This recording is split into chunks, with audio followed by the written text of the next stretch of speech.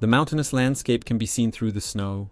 Two children, holding hands, make their way through the snow. One of them begins to tell the story of the king's treasure. In ancient times, the world of people was ruled by a single king, but the name of this divine figure sank into the sands of time, and only 12 treasures were inherited from him. These divine gifts, called treasures by humans, symbolize power. Each gift is hidden in the depths of a giant tree, and whoever collects them all will become the treasure king, and will also be able to fulfill his cherished desires. From these words, one of the children's eyes lit up. The older child suggests that after finding all the treasures, they meet their mother again and return home. A dark-haired guy with yellow eyes looks ahead. People start falling from a steep cliff. The guy is hanging on the relief of a steep cliff. A fiery abyss is visible below him. A worker sits on the platform and asks if everything is okay. Suddenly, the man on the rope notices flying monsters approaching. The creatures quickly approach the frightened guy. One of them crashes into the rock with a roar. The rest of the people begin to fall straight into the mouth of one of the monsters. The guards at the top of the cliff begin to shoot blue flashes from their rifles. Aim shots drive the stingray-like monsters deeper into the canyon. One of the guards orders them to be driven further and says that raids have become more frequent lately. Shouting at the people hanging on the rock, he dismissively orders them to continue working. Addressing the main character, the guard tells him to stop messing around and get up. He doesn't care whether he survives here or dies. The wounded protagonist silently looked up. With difficulty, he continues to climb the rocky terrain. At the bottom of a narrow, steep canyon, in the depths of a dark cave, a fiery abyss blazes. Workers on platforms cut bright blue stones from the rock. The man in uniform whistled loudly. He notified the workers about the lunch break. Under the supervision of armed guards, people began to climb the rock. One of the workers holds a large gray centipede in his hand. Being very hungry, he began to devour it greedily. During the break, the rest of the people ate the same insects, and the main character sat silently near the wall. He glanced at the two young men sitting next to him. They were without a snack. The main character gives them his plate of food. People begin to quickly devour his portion with silent gratitude. The main character watches this with no appetite at all, because he remembered something this morning.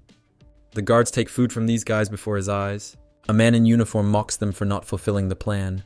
The protagonist's tired eyes had already gotten used to this sight. He gradually stopped feeling anything about everything that was happening here.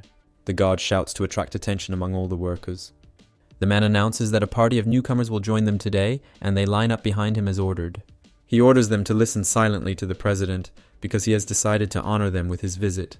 A fat man in a luxurious uniform addresses the workers and greets them because they have come a long way.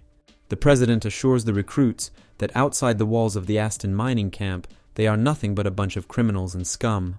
He tells them to rejoice because the ruler of the country has a kind heart and is ready to pardon them. For them, this is the last chance to prove their loyalty to their homeland. Then the man points his hand at the cart with precious stones. He draws attention to the blue crystals of Akima, which the workers in this mine must mine. The president says that Akima is the country's wealth and national resource, the energy of which is necessary for technological development. He stated that their task is to dedicate their lives to mining stones. The recruits are shocked by the information they hear. With a cruel look, the president ordered in a terrible voice to work for the country and to do his duty until death. The unfortunate people were in despair when they heard their fate and future destiny. One of the newcomers ran forward and begged for salvation, but the guard ordered him to be silent and line up again. Two seasoned workers discuss newcomers, wondering how many of them will be able to last a year. The main character looks somewhere into the crowd with a detached gaze. Among the crowd of dejected newcomers, he notices a fair-haired boy. He's a little surprised that they took a child here again. The girl looks around calmly with a neutral expression on her face. During lights out, workers sleep on suspended bunks stretched between wooden beams. The main character can't sleep. He quietly gets off his hammock.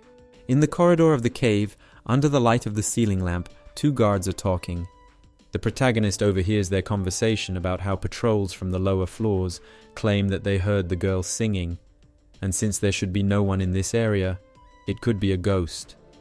The guard, smoking a cigar, jokes that he wouldn't mind if the ghost were a beauty or even a nice guy. Meanwhile, the protagonist slips past them unnoticed. He takes the rope in his hands and begins to carefully descend down the rock. The rope is stretched straight down to a large cave in the canyon. With a lantern in hand, the protagonist goes inside and greets a man named Toa. Sitting down on a rock, he apologizes to her that he couldn't come earlier because the patrols had become stricter. but the protagonist still couldn't wait for the meeting. Putting the lamp on the floor, he says that his day has passed just like the others. Every day, workers die and are replaced by others. The main character says that today, he remembered the story that he told her many times before they got here. He reminds the Toa of a treasure trove called Treasure. If they find them all, they can make their wishes come true. With his head down, the protagonist reveals that in fact, this is all a lie, invented in order to stop her from wanting to return home. The main character burst into coughing and covering his mouth with his hand, says that he decided to say all this now, before it is too late. The consequences of a strong cough are visible on the hand, a large blood stain. Leaning over the silhouette lying on the stone, he says that they have worked hard over these 10 years. He turns again to Toa, a thin bandaged girl lying unconscious under a blanket. The main character takes out a device with a glowing crystal inside from his bag. He is holding a gun with a blue stone inside. Continuing the unanswered conversation, he says that it was very difficult to get one of them. Voicing his thoughts, the protagonist asks a rhetorical question why she did not live longer. He stutters as he says that he cannot live without her. He remembers that tomorrow is their birthday. The guy says that it would be nice to celebrate it together. With a gun in his hand and a gleam in his eyes, the protagonist confidently declares that after the party is over, he will follow her and they will finally be able to meet. Suddenly, out of the silence, a voice spoke and said that these two could not meet again. The main character turned around sharply and pointed his weapon in the direction from which the voice came. There was that blonde girl from the crowd. She told the protagonist that he must live on for the sake of everyone's salvation. The girl smiled and said that she had been waiting for this meeting. She addressed the main character, calling him Aaron. The guy was shocked by what he heard and asked her who she was. A column of people with banners and warm clothes walked through the snow towards a huge frozen tree. One of the riders in a red cape and white mask said that because of its size, the tree was worthy of being called the World Tree. The rider looked ahead, where in the frost and cold, under the root of a tree, stood a crowd of people. The president stood there. He realized that those people belonged to the Red Ravens of Thorian. He was surprised that the cardinal's left hand had come here in person. The president addressed her as Reverend Deeptooth and congratulated her on her successful journey. The fat man introduced himself and offered her a rest from the long journey, but the woman in the red cloak refused, saying that there was no time for that. The woman in the white raven mask announced that she had come here to check what she had been told. She asked if they had found it. The president is confident that this is exactly what they were looking for and that what is written in the report is correct. In a dark cave stands Aaron with a shining pistol aimed at a mysterious girl. The protagonist remembered seeing her in the crowd of new arrivals. The guy with a stern look asked her how she found this place and whether he followed him here. The blonde ignored him and walked over to the Toa's body. She leaned over the girl's body and gently stroked her hair. Aaron got angry, pointed the gun at the back of her head and shouted not to touch the toe. The girl realized what was going on and became upset. She assumed that she could get along with her. Looking at her cut hand, she asked rhetorically if it was hard to lose someone so dear. With a smirk on her face, she says that losing a sister is even harder. Then she asks if she was more to Aaron than just his family. Aaron was not happy with this attitude. He angrily, without thinking, shot her in the head. However, the blue light passed right through her without causing her any harm. Suddenly, the girl appeared behind him. With a sly grin, she tells Aaron not to overdo it, because they are on the same side. As she continues to talk, mentioning that she hasn't introduced herself yet, the protagonist is mentally surprised by what happened, because he was definitely aiming for her head. After a short pause, he asks who she is, and if she is a spy. With a carefree smile on her face, she introduced herself. Her name is Ida, Dilandrata, but since it is too long, he can call her Dee. Aaron turned around sharply with a pistol in his hand. The girl disappeared again. Aaron didn't even immediately notice where she had moved to again. Meanwhile, Dee asks if he's interested in how she knows him. As if tipsy, through childish laughter, she says that Toa told her, and they are very close. A furious Aaron turns around and tells her not to talk nonsense. He also mentions that he saw her arrive today with the others, so none of the newcomers can know about the Toa and this place. With a mocking and sarcastic look, Dia replies that she only showed up today to look for him, but she herself has been here for a very long time. Without hesitation, Aaron fired again in her direction, cutting through the air. The protagonist looks around and doesn't see her anywhere. The girl is convinced that the guy has trust issues. She decides to say something that will definitely interest him. Somewhere out of sight of the boy, Dee asked if he wanted to see the Toa again. Aaron was wary of hearing about his sister. She asked what he would do if she said she could save her. Aaron clenched his trembling fist in fury. Grinding his teeth from seething anger, he shouted that the dead cannot be brought back to life, but the girl interrupted him, saying that there was one way. Dee mentioned the king's treasure. If you find 12 treasures scattered around the world and combine them into one, you can gain the power of the gods, which can be used to revive the Toa. Aaron said ironically that he was wondering what she would give this time. Because of the story about the treasure, he decided that she was joking with him. The guy said that he would find and kill her. The girl continued to speak from the shadows about how treasures really exist. She asked if he knew that one of them was hidden in this place. Dia offers to help him, and together they will gain this power. The mysterious girl invites the main character to get out of here and find the rest of the treasures together, assuring him that she will help him because she knows a lot. While she tries to persuade him to cast aside his doubts, Aaron looks at the blonde with a menacing gaze. Dee hits him where it hurts with another question about whether he wants to see the Toa. Aaron quickly reaches out his hand with the intention of catching her.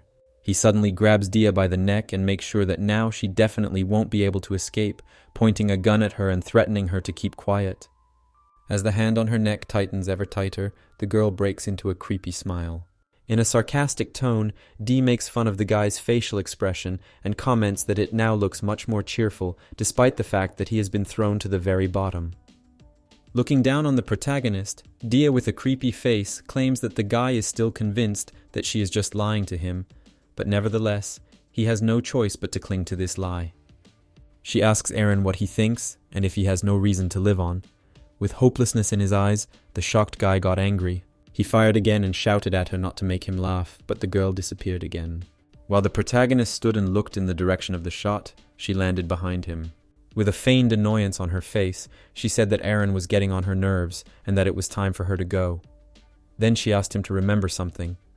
Going deeper into the cave, she warned him that soon blood would be spilled in this place, and that fate had serious plans for him. The girl says that this is the last chance to make the right choice, and hopes that Aaron will change his mind. She asks him to live until the next time they meet.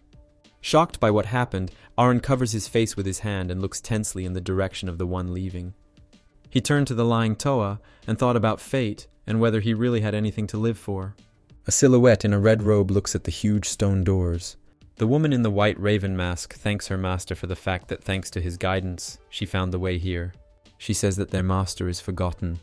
Behind her, the rest of the people in warm clothes stand with their heads bowed, waiting for something. President Warden turns to Reverend Deeptooth and asks her what is buried here. She asks Varden if he knows why the excavations are being carried out here. The president hesitantly suggests that it is not for the extraction of Arma. The woman from the order confirms that rich deposits of these crystals have been discovered under the tree. However, there is something rarer in the depths of the plant. The president is interested. Looking at the stone gates, she continues to talk about a certain object, a talisman that towers over all of Arma. She calls it a gift from the gods. Touching the stone relief of the ancient gates, she speaks of one of the 12 treasures that sleeps behind them. Reverend Deeptooth says that the mine is just a conspiracy because the main goal was to find the gate. Warden confirms this and says in an uncertain tone that the president is very pleased with such a find. Varden turns to her and tells her about his misunderstanding about the door because they tried many ways to open the gate, but none of them were successful. Reverend Deeptooth assures that there is no need to worry about this. She turns to the president and says that certain conditions must be met to open the gate. Warden is surprised and asks again. The mysterious girl looked straight at him and in a chilling tone spoke about blood sacrifice. At that very second, a red blade pierced the president's body from behind. Meanwhile, she continued to say that all the blood in a person's body is needed to open the gate. Varden falls to his knees, not believing this outcome. The rest of the order attacks his guards from behind. The bodies of the president and his wards lie in front of the gates while the white raven looks at them. She says that life and the burden destined for them by fate are the price for opening the gates, and the payment is their spilled blood. The woman is sure that for the sake of a great goal, sacrifices are indispensable. The crow triumphantly proclaims that the president and his people are not enough to open the gates. The commander of the order says that everyone currently present in the mine must be sacrificed. She tells her subjects, a group of people in warm armor and masks, to get ready. The White Crow continues his monologue about how it is time to sacrifice lambs on this sacred land. These are sacrifices for their master. Someone is banging hard on the iron door with their hand. A crowd of hungry workers stands near the door, and one of them calls the guards to give them food. While one of them was cursing and continued to knock, the others were discussing that the absence of sentries was rather strange and had never happened before. They suspected that something had happened. The boy continued to beat furiously on the door. It made a dull sound. He complained about such conditions and believed that the guards were mocking them. The man was throwing insults and threatening to kick them when he got out, but the door suddenly opened. While the gates were opening, he did not have time to understand anything and froze in the same pose. He was scared and wondered what was going on, looking through the doorway. The other workers were standing nearby and were also perplexed. Suddenly, something rolled out of the opening with a dull sound. The others tried to see what it was. Seeing someone's head in front of them, someone from the crowd began to scream. One worker, shocked by what he saw, stammered and asked what was going on. The others stared at the red eyes that glowed in the darkness. At this moment, several strangers in iron masks, like the head of a crow, pulled out red swords and prepared for the slaughter. The armed men jumped into the crowd at the workers, who were still shocked by what was happening. One of them, running away, shouted for salvation, seeing a glowing red blade in front of him. The crows killed everyone they came across and caught up with those who fled. At that moment, one of the order, with one swing of two blades, cut the heads off the shoulders of two workers. One of the ravens took out a red-hot barrel and pointed it at the crowd. Several workers stood near the cliff and asked them not to come closer. The guys asked in a desperate voice what harm they had done to them. Realizing that this was the end for them, they pushed and argued about who would stand the farthest, but there was nowhere to go, because there was an abyss behind them. Without giving them a chance, the masked man mercilessly pointed a flamethrower at them. The fire set fire to several workers with a strong stream of flame and threw them back. On the other side of the cave, crows with swords were killing defenseless people. They cruelly pierced their bodies one after another. There were many bodies and blood left on the field of the unequal battle. One of the workers tried to escape but suddenly received a fiery shot in the back. There were two men with flamethrowers standing in the corridor. One of them was burning down the next room, while the other had just killed another victim. The flamethrower noticed two children sitting in the corner of a dark room. They were trying to hide among the bags and boxes of supplies without making a sound. Suddenly a man with a fire cannon appeared through the curtains. The children froze in fear and watched, awaiting their end. The raven suddenly started falling. Aaron appeared behind him and shot him in the head, saving those guys. The protagonist turned around abruptly as another enemy appeared behind him. Aaron took out an object from his belt behind his back and pressed a button. At the same second, he swung and threw it towards the armed killer. It was a small grenade. There was a loud explosion, and the air was filled with heat and fire, which was able to stop the enemies. Aaron, hiding from the explosion in a shelter behind the wall, cursed mentally. The protagonist reflected on what was happening. He noticed that everyone was being killed, regardless of their age. While thinking about who he had just killed, he noticed the children hiding. With tears in his eyes, one of the boys asked for help. At this moment, the protagonist remembered Dia's words about how much blood would soon be shed here and that a fate awaited him that he would not be able to avoid. He began to guess. Meanwhile, the silhouette in the red cloak was still standing in front of the stone gates. Crimson blood was flowing down the reliefs of the door to its very foot. The woman held out her armored hand under the dripping blood. She addressed God, asking if he heard their dying cries and if he saw their souls disappearing one by one. A gun with a blue crystal inside shoots a stream of light. The girl in red's mental address was a request to God to join the banquet. She spoke of a fire that would be in every corner of this holy place. Meanwhile, Aaron was shooting back at the enemies while the children were trying to escape. The main character, without turning around, threw grenades one after another into the crowd of enemies. The boy shouted at the children to run. Behind them, flashes of loud explosions shone. A black raven appeared on the children's path. Against the background of this, the Reverend Deeptooth continued to speak with God. After the prayer of ashes, she asked to accept their flesh and blood as a treat. Aaron turned around and noticed that the children's lives were in danger. The White Crow asked God to light their path. She finished her monologue by saying that a miracle would happen here. Suddenly a red sword pierced Aaron's body. The boy bravely covered the children with his body. After that, he began to receive stabbing blows one after another. Raven continued to thrust his sword into him mercilessly. Aaron screamed with all his might and resolutely attacked the enemy. He knocked his opponent onto his back and prepared to counter. While the bloody blade was still in the guy's body, he took out his knife and swung it at the masked man. After killing the Raven, he fell to his knees and grabbed his wound with his hand. A bloody cough was heard. Even in such circumstances, he thought of others, shouting to the children to immediately run away from here and under no circumstances to go that way. But the guy didn't have time to finish speaking before he saw another explosion in front of him and two bodies burning in flames. He was surrounded by a crowd of ravens in black cloaks with blades and flamethrowers. The gates are heard grinding, blood is still flowing down them, and they begin to open slowly. A crow in red addresses the king of forgotten names. The crow solemnly turned to God with a request to entrust her with the inheritance. The gates slowly open, revealing the light hidden behind them. The woman looks with admiration at what appears before her eyes. Meanwhile, the flamethrowers stand over the fallen and barely breathing main character. One of them steps on his chest. The killer pointed his gun at him and prepared to release a stream of flame. Aaron indulges in dying thoughts about his condition and the fact that death awaits him. Raising his hand with the last of his strength in anticipation of meeting the Toa, he notices that he is trembling. He is afraid of death. He promised himself to resign himself to death, but now he doubts. Aaron wants to live if he has any chance of salvation, and not look at the impartial face of the killer. The Reverend Deeptooth desperately denies what he saw. The bloody stone pedestal turned out to be empty. The crow began to guess that the door had been opened before her arrival and wondered where the treasure was. Meanwhile, numerous explosions were heard in the crowd of attackers. The protagonist lies down and watches the spectacle of his tormentors burning.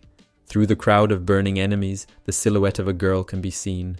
Di in a battlesuit hovers above Aaron. She says that it is time to make your choice. Extending her hand to him, she offers to take it if he wants to live and build his destiny anew, calling him a contractor. Dee holds out his hand to the wounded protagonist amidst the chaos. The hand is like a burning ember found in the middle of a bitter winter. Aaron is flooded with memories. He remembered the fight accompanied by the cries of an angry crowd. It was 2 weeks ago. Aaron is standing at the end of the ring. There are shouts from behind to start a fight. A muscular man swings his fist at him. The fighter delivers a swift blow.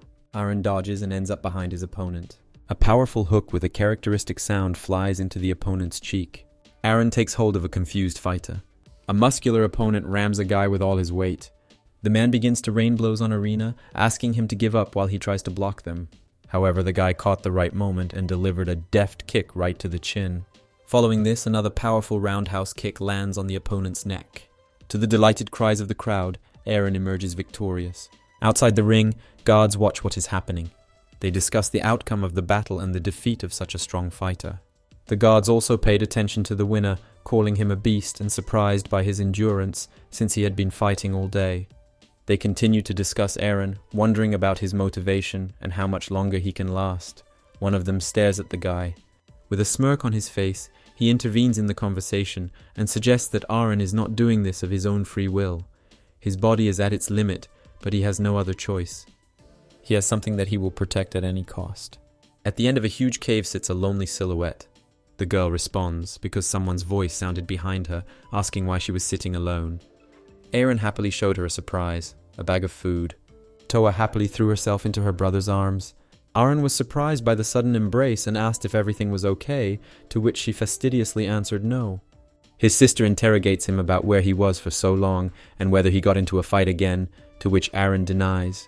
Two guys come up from behind and tease the main character about his relationship with his sister.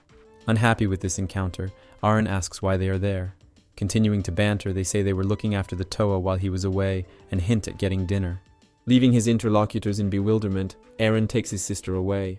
The main character says that he didn't bring anything for them, and if they want to eat, then according to the rules they must get the food themselves. The boys were surprised why the rule didn't apply to Toa, to which the brother replied that it was obvious. She was his sister, and he cared about her. They continue to tease Aaron for his love for his sister, finally annoying him.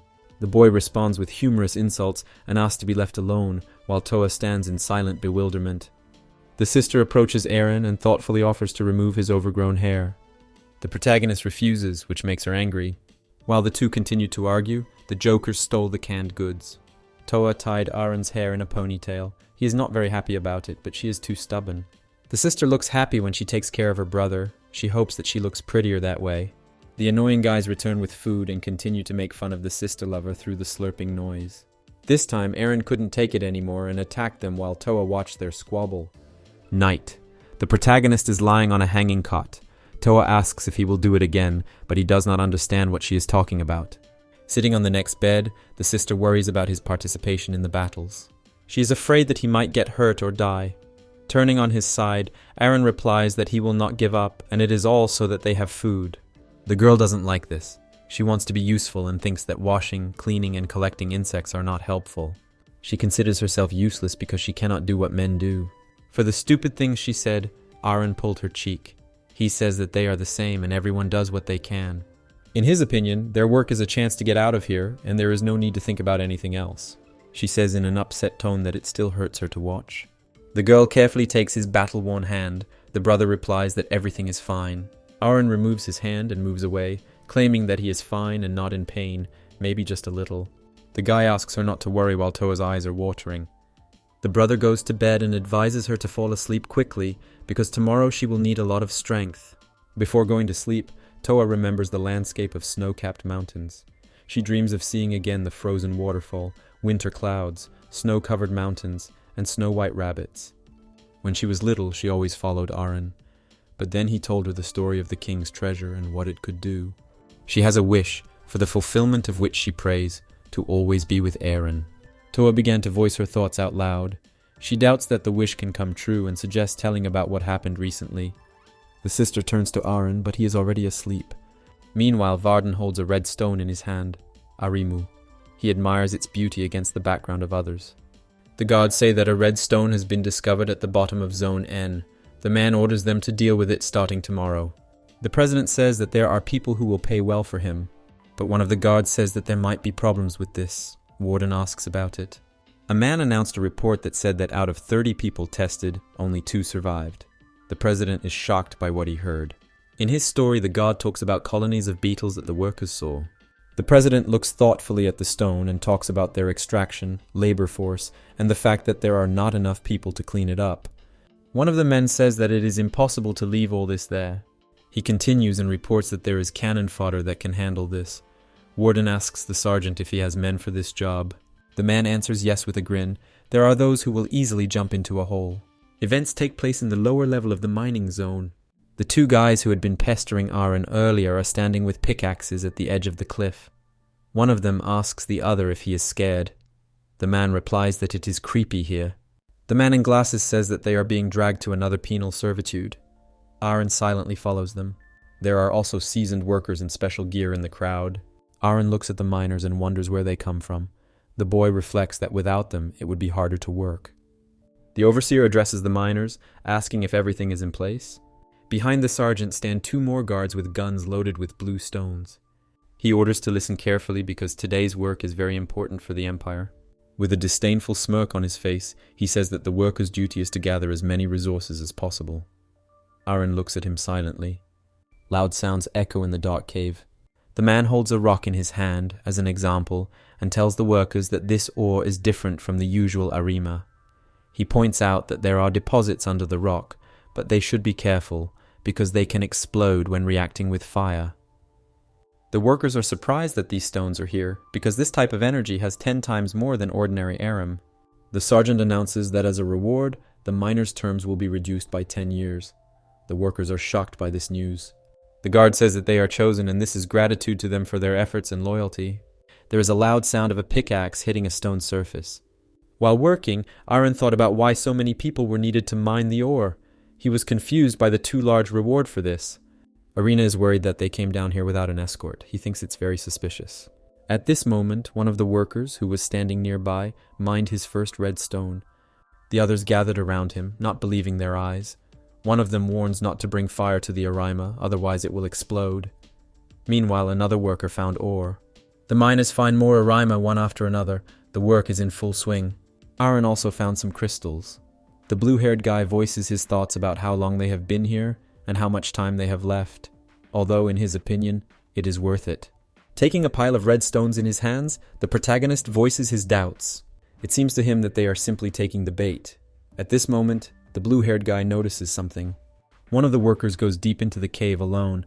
The guy calls out to him, asking where he is going. He tells the man not to go so far, but he, on the contrary, calls them to come closer, because there are still many stones there. The blue-haired guy mutters, commenting on the actions of that miner. Meanwhile, something caught Aaron's attention. The main character heard a girl singing somewhere. The miner grabbed his pickaxe tightly and prepared to dig some more. While working, he says that these stones are easy to find because they glow brightly even in pitch darkness. The worker continues digging cheerfully. He is glad that he will not have to rot in prison for the rest of his life and that he finally has a chance to get out of here. Suddenly a black liquid splashed on him. This distracted him from his work. Rubbing his face with his sleeve, the guy stands in pitch darkness. He turns on the flashlight to see what it was. In front of him there are several giant creepy insects with a bunch of yellow eyes and fangs. The miners turn around at the guy's cry, wondering what's going on. The main character and his comrade run to help a miner lying on the ground. The blue-haired guy asks him what happened. The injured worker wants to warn them about something. The boy is shaking in horror. He barely says that there is something inside the cave. A man has lost an arm and a leg. From the darkness of a deep cave, tentacles reach out, holding his other leg. With his last strength, he tells himself to run. The monster pulled the miner's leg sharply. His last screams were heard. The blue-haired guy wants to rush to his comrade, but Aaron grabs him and stops him. There were huge, beetle-like monsters there. They had a real feast, devouring those who could not escape. The blue-haired guy and Aaron were in the epicenter of the carnage. They heard the dying screams and the crunch of the bodies of those who were captured. Toa looked up with a blank expression. The woman with red hair behind her asked what she was doing. Toa replied that she wanted to see Aaron soon. She couldn't believe that she had such a happy life. The women behind her were discussing her behavior and how it was not surprising since she had come here at a young age. Toa continued to speak to herself and wondered why she had been feeling sad and restless lately. The girl looked down with a sad look. Meanwhile, Aaron fought furiously with the monster. He plunged a knife into one of its many eyes and blood spurted out. Suddenly, another monster appeared behind him with a loud roar. The giant creature was about to fall on him with all its weight. Aaron crunched the pickaxe into the beetle's body. Turquoise blood poured out of the wound. A man noticed the guy pinned to the ground. The guy with glasses immediately stuck the pickaxe into the insect's head, thereby helping Aaron kill it. Aaron managed to get out. He and the remaining few survivors decided to escape from there. Since they were at the bottom of the cave, they had to use a rope to get up. One by one, they climbed out while a crowd of beetles gathered below. Before they could crawl up, several guards were waiting for them. A worker in a helmet started shouting at them to look down. The man asked for help, because there were still people there, and monsters were everywhere. The sergeant looked at him silently while he urged them to hurry up. The lookout asked where the stones they were mining were. This was clearly not what the miners expected to hear. The workers said that they had miraculously escaped from there, and that they had no time for stones now, since there were still plenty of people in danger below. The supervisor interrupted, saying that this was the wrong answer. The sergeant kicked two men down. They fell before they knew what was happening.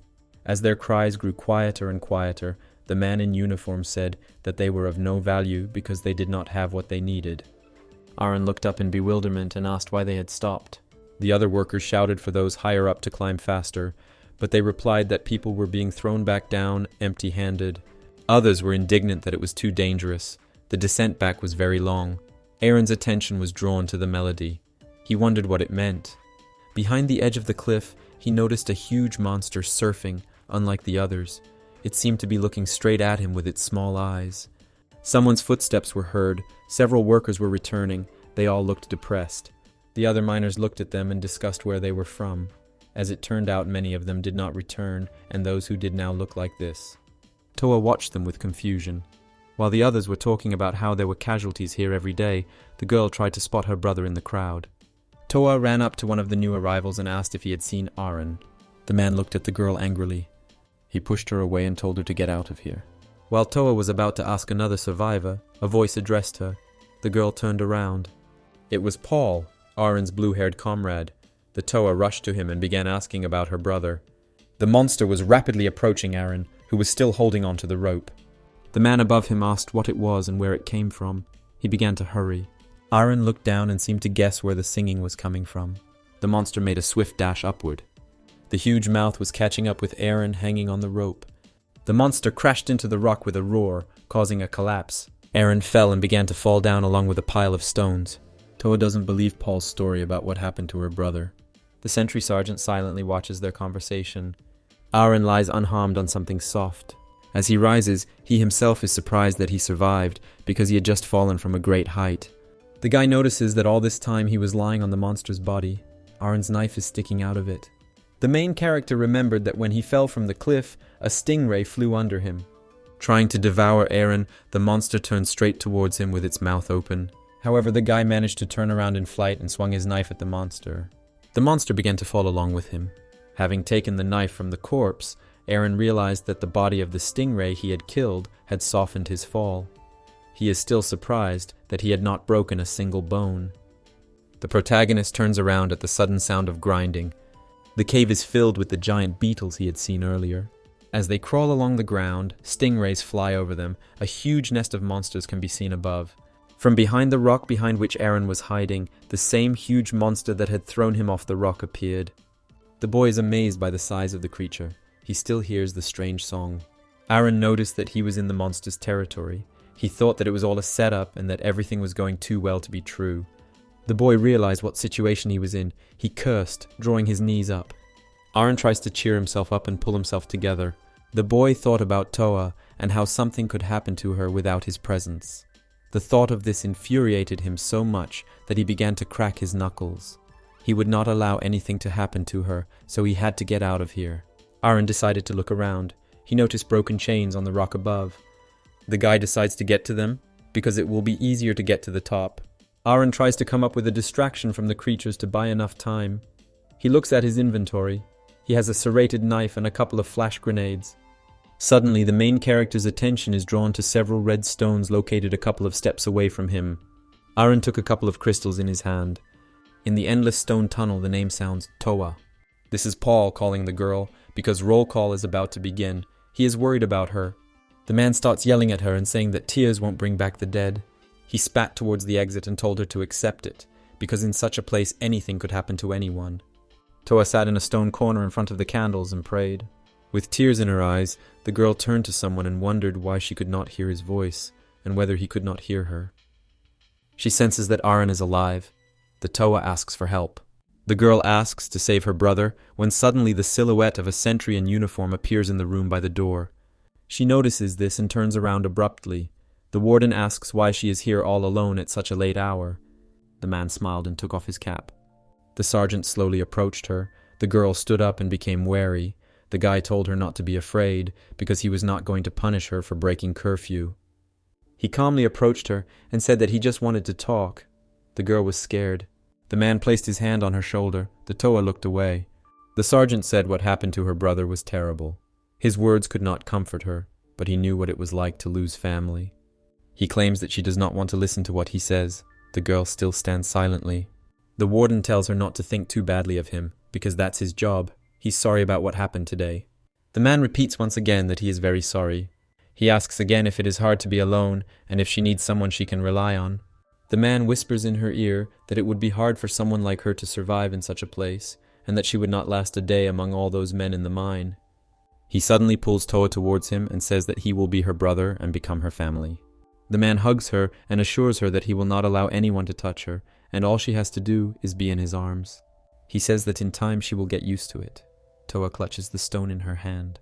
The girl says decisively that her only family is Aaron. She sharply hits the sergeant on the head with a stone. While he is lying on his knees and trying to come to his senses, Toa begins to run from the room. The girl jerks the door handle sharply, but it doesn't budge. Toa didn't expect the door to be closed. The unfortunate girl, in horror, calls for help. She leans against the door and calls for Paul or someone else to help, but a shadow approaches her from behind. The sergeant hit the girl and she fell to the floor. His tall figure towers over the unfortunate woman. The man takes off his jacket.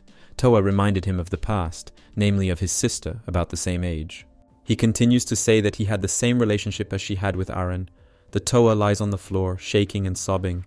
The sergeant mentions that one day she began to look at him differently, as if he were some kind of monster.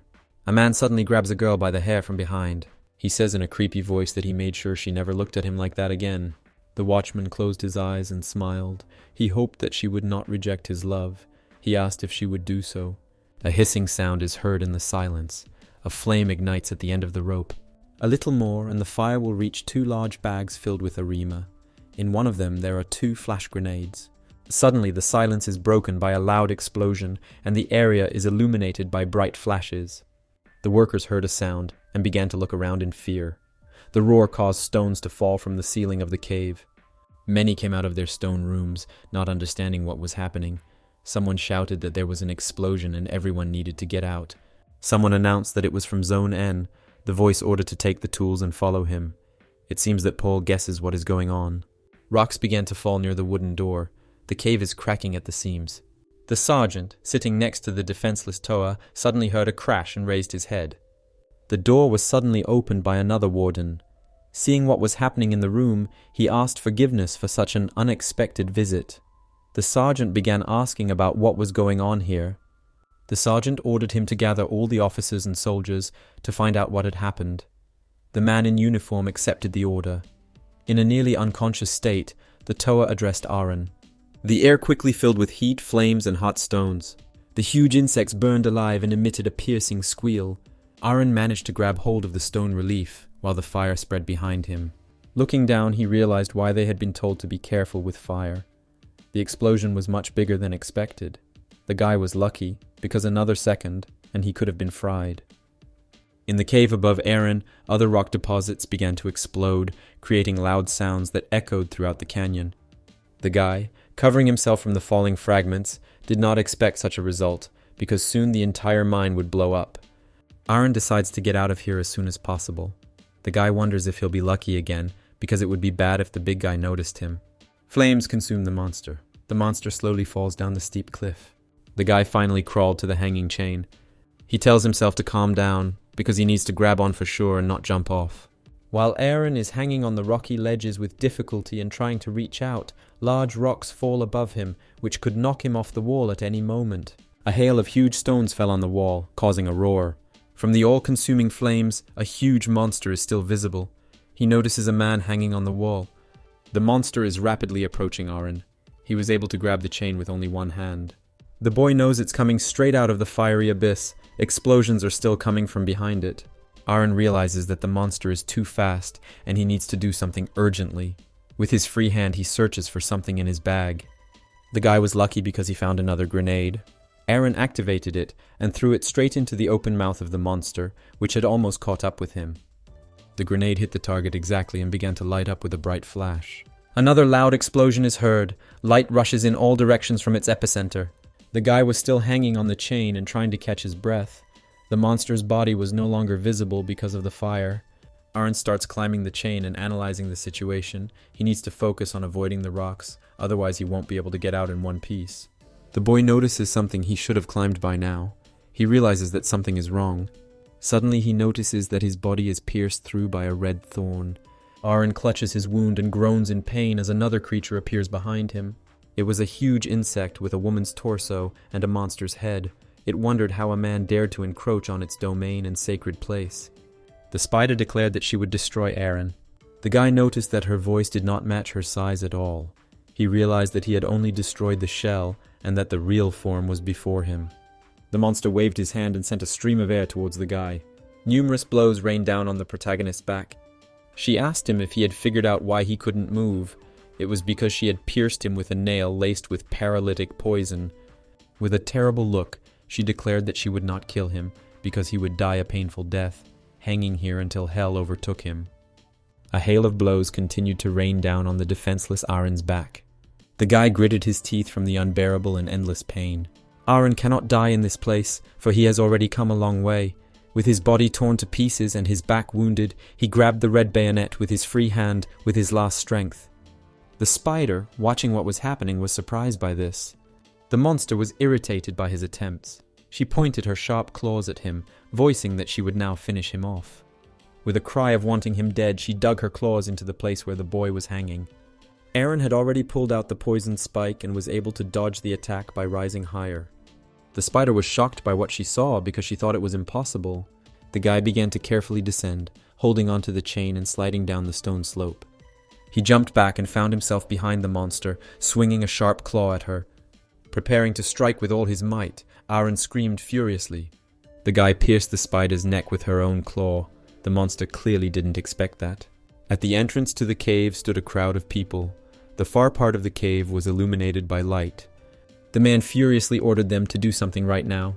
He was unhappy that the others were doing nothing to protect the Arima. The uniformed guard tried to explain that it was dangerous to be there because the explosions were still going on.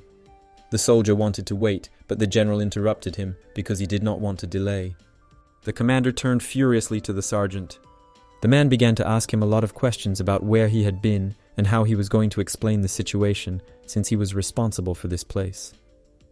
The sergeant tried to apologize and ask for a little more time, but the major general decided to take matters into his own hands.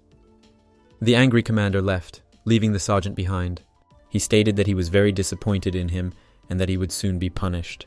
The watchman was frightened. The sergeant grimaced with anger and fear of his imminent fate. The president ordered the prisoners to be gathered to put out the fire because they had to save as much Arima as possible. The workers were also ordered to bring buckets and a pump. The miners stood at a loss with buckets to the side. They did not understand how to put out such a flame, given that the explosions did not even think of ending. While the workers were complaining among themselves, out of the corner of his eye, Paul noticed the silhouette of a running girl. With confidence on her face, Toa rushed somewhere very quickly. Paul recognized her. Another worker started shouting at her that they should wait here until the explosions stopped. The miners shouted after her and watched her actions. Paul looked confused. He grabbed a coil of rope from the ground and quickly ran after the girl. Meanwhile, Aaron thrust the bayonet through the monster's neck. The spider screamed in pain. In agony, she wondered how he could move, because she had stung him. The guy continued to pierce her neck deeper. The spider could not get used to the fact that a man could injure her. The shoots from her head began to cut through the air around the guy. They beat him from behind on his already torn back. In this way, the demon tried to throw him off because he was still clinging to her back. Still holding onto the red sting, the guy made a sharp turn to the other side. The spider became even more angry. She ordered him to get away, trying to swing her hand. Aaron realized that he could not hold on any longer, so he let go of the spear with paralytic poison. As he gained speed, he rolled along the creature's back at the same fast pace. As a result, the guy landed on the lower part of the monster's body. While breathing, Aaron thought about his defeat, because he was unable to injure his opponent enough. The spider pulled the sting out of her neck. She mocked the guy and thought she had already won. The protagonist tried to get up on his feet, but his body refused. He understood that this was his last chance. The monster continued to laugh at him, saying that she would now cruelly deal with him and eat him. The spider swings, preparing for another blow. The monster's attention is distracted by a sudden loud explosion. From there, a huge stream of lava begins to flow out. Magma flows down a steep cliff from various places where the roar was heard earlier. Aaron took advantage of the moment and rose to his feet. He too was surprised that the stones were melting. He realized that the heat from the explosions had turned them into magma. The boy grabbed the knife tightly. Lava slowly spreads to the lower part of the monster's body. The spider let out a piercing cry of pain. The flames of magma roast her torso, consuming her many limbs. The fire spread through the monster's eggs and larvae, beginning to melt them.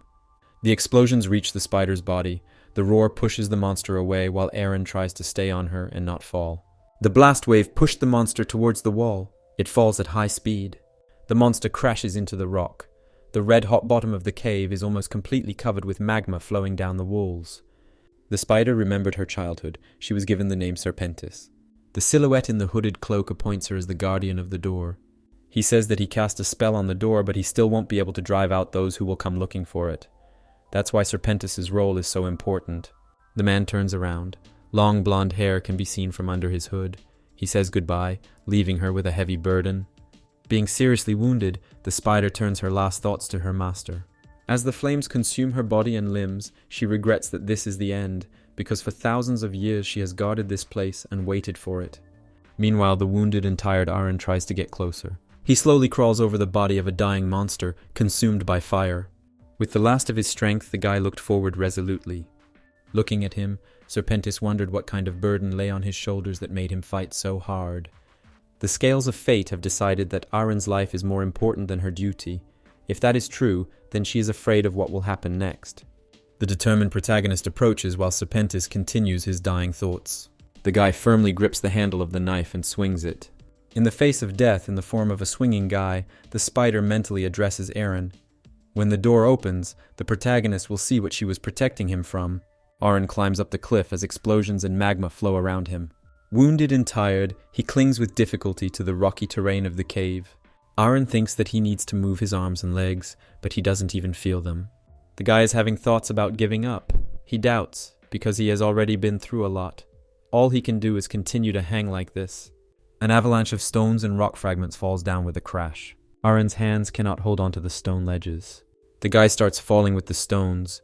He thought that the plan had already failed, and this was the second fall today. Before he could see his death, Aaron felt someone's hand and saw a familiar person. The sister came to save him. She is glad that she caught her brother. While the girl was happy with what she had managed to do, Aaron looked at her and couldn't believe his eyes.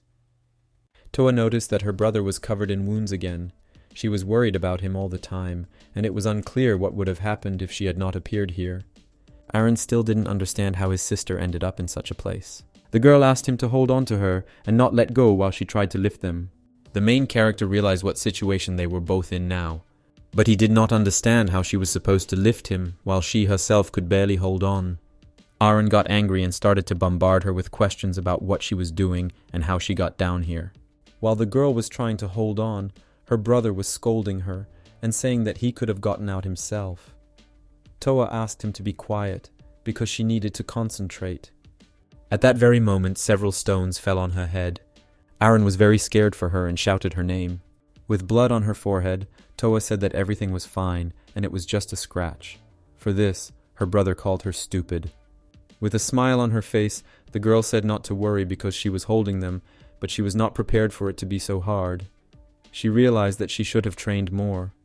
Hanging over the sea of lava, Toa confidently said that they would cope, and the main thing was to hold out a little longer. Numerous explosions are still heard throughout the cave, and magma waterfalls are flowing down. A little more, and the rope they were holding onto would not hold and would break. The girl holds onto the rope with difficulty, holding the two of them together. Aaron thought about the bad, about how nothing would work out, and if this continued, Toa would die too. The guy thought that he had no choice and needed to try to convince her. He turned to his sister and told her not to be stubborn, because sooner or later they would die from an explosion or a fall. Aaron asked Toa to look at the situation soberly, because she is the only one who can get out of here, and for her it is suicide. The girl firmly told her not to say that. Toa wasn't going to listen to anything. She was serious. She felt uneasy because he always dealt with everything alone and didn't notice how it made her feel. The girl was trembling. She was bitter because her brother always did things his own way, because she never asked him to do so. Blood trickled down her abraded hand, staining the rope. The Toa declared that she would not allow this to happen again, and that she would do it her way today. Aaron didn't expect to hear this from his sister. He looked at her in a new way. A tear ran down her face. She asked her brother not to say anything. Suddenly their conversation was interrupted because someone asked what they were doing there, leaving both of them perplexed. Paul stood heroically on the rocky slope and held onto the rope. The boys looked at him in surprise. The guy grinned and noticed that some kind of tragedy was happening and joked that he was about to cry his eyes out. Paul asked how long they would stare at him and if they wanted to burn alive here. Large stones fell with a crash into the very heart of the burning abyss, drowning in the flaming lava. The boys managed to get out. Aaron leaned on Toa and Paul ran next to him, while more explosions sounded behind them. They turned around. Paul thought he was crazy for deciding to go back to that hell again. The man called Aaron sick because he almost destroyed that place. He asked if he had been playing with fireworks there. Toa noted that this was not her brother's first mistake, as it was hard to deal with him when he acted tough. Aaron looked at his sister silently. He wondered if he had ever relied on the Toa like that before, considering it his duty to protect her. The guy thanked Paul for saving him, which made the man not believe his ears. Paul wondered if there was any sense in this situation. He wondered how Aaron had managed to survive and why the Toa believed in it so much. The man wondered if there really was something supernatural about their relationship. Paul smiled at the thought that he himself was crazy for following them, because doing things that could shorten his life was not in his spirit. Suddenly, 2 blue flashes cut through the air. The bullets hit Paolo in the chest. No one had time to understand what had happened. The guy fell. Opposite him stood a man in uniform with a pistol in his hands. He smiled and wondered ironically how this happened if he wasn't aiming at him. As the brother and sister bent over their dying friend, the warden taunted them and decided which of them would be next. The impudent brat who had rejected his kindness, the insect who had burned the mine to ashes and made him look like a fool, or the parasite who had decided to join them. The distraught sergeant, pistol in hand, called them all scum. On the stone floor lay brutally murdered workers. Each of them was covered in blood and had wounds from cold weapons. The prisoner with a knife in his hand counted how much was left. The man asked if his opponent was okay, as he could barely stand on his feet. He noted that they only needed one survivor. The madman raised his hand with a bloody knife. He suggested that his opponent not to twitch and stand still for a bit. The man attacked him with a knife and explained that he wanted him dead. End of selection in Zone N. There is one survivor left. A skinny hand swings a bloody bat. The events take place 3 days before. Toa cries, holding Paul. He and Aaron cannot accept the death of their comrade. The sergeant watches what is happening. The warden turned to Aaron and said that he was not going to kill him so quickly. The boy became wary. The man considered him very special and wanted him to remember him well. Suddenly the sergeant kicked the guy in the head. While he was kicking the main character and thinking what else to do with him, the sister called her brother. The man was unhappy that the boy didn't die there and managed to get out. He continued to mock him while Aaron silently endured. The sergeant wanted to see despair and ordered to beg him for mercy. Toa shouted at him to stop and offered to beat her instead of Aaron. The man hit the girl emotionlessly. This time it was the brother who shouted his sister's name as the warden leaned over the Toa. He grabbed her by the hair and continued to mock Aaron. He noticed that Toa was the boy's weakness. The sergeant said that it was worth starting with her and suggested trying first. Suddenly they were interrupted by the general's voice. He noticed the commotion. While the man was angrily watching what was happening, a sergeant approached him. A man in uniform happily announced that he had just caught a criminal who had destroyed a deposit of precious stones. The general was surprised by what he heard. Paul is dead. Aaron looked sternly at his tormentors. The sergeant explained that this prisoner stayed there yesterday and returned only today after what happened. Therefore, he is the cause of those explosions. The man offered to beat a confession out of the culprit. Aaron took out a shard of red stone. The men and the rest of the guards looked at him in fear. The guy knew what this stone was capable of. He brought a lighter to it. Aaron confidently said that he could send them all to hell with him. The guards pointed their rifles in his direction, but the general ordered them not to shoot or move. The protagonist's bag was filled to the brim with arima. The men looked at him warily. Aaron ordered them to release the Toa and retreat back. He threatened that if anyone moved, he would immediately set fire to the ore. The major general called him a cornered rat showing his teeth. He continued, saying that the boy could not move but dared to threaten them. The man asked what would happen if they put the girl down. The general asked him if he had any plan, and if he was thinking of just running away. Aaron became wary when he heard about his sister. The man noted that in Aaron's condition this was impossible. He asked if he knew about his term and about the future, where he and his sister would not be able to survive. The general asked him what would happen first. He would be shot, or he would set fire to the stone, inviting him to check. Aaron began to doubt his powers. He no longer thought that the situation was under his control. The boy thought about the outcome, and whether there was one where Toa would remain alive. He was ready to exchange her life for his. The general did not want to take any risks, so he wanted to offer something. The man asked what Aaron would do if the general could spare one of them. If Aaron releases Arima, the general will give him the opportunity to participate in the AZ arena. This is a battle royale between prisoners from zones A to Z. The last one standing is released. The fair-haired guard asked the sergeant if it would not be easier to execute the prisoners than to arrange such battles. He could not understand the major general. The sergeant replied that this was how the general kept everything under control, because when the number of problematic prisoners increased, he dealt with them all at once. It was easier to let them kill each other than to leave it to the guards. He asked the new guard if he knew what the funniest thing was, in that no one was forced to participate in the battle, they themselves chose it. The bodies of the dead participants are carried away by the guards. The sergeant called them idiots, because their longing for the outside world exceeds their fear of death. The man was sure that Aaron would not be able to pass this test. He would not survive tomorrow's final, because the most dangerous bastards from all the zones would be there. He was already dreaming that he would finally be able to see the end of this miserable family, while the new guy silently looked at him. Aaron sat behind bars in a dark cell, leaning against a cold wall. The boy took hold of the wound on his side. He thought about the poison and the fact that the pain did not go away because of the strain. He wondered how much longer he could live. Light was shining through the iron bars and illuminating the boy's face. He covered himself with his hand. Aaron understood that it didn't matter now, because he wasn't the one who would live anyway. The boy turned to his sister and asked why she was not asleep yet. Toa sat silently in her cell, hugging her knees with her arms. The girl looked down at the floor with a downcast look. She asked her brother about what was going on outside. She was interested, because during the day she heard many voices, which disappeared one after another, and silence ensued. The girl guessed that something terrible was happening behind the walls. As they sat on either side of the same wall, Aaron tried to make excuses as if nothing had happened, but the Toa did not believe him. The sister asked what happened on the day she lost consciousness.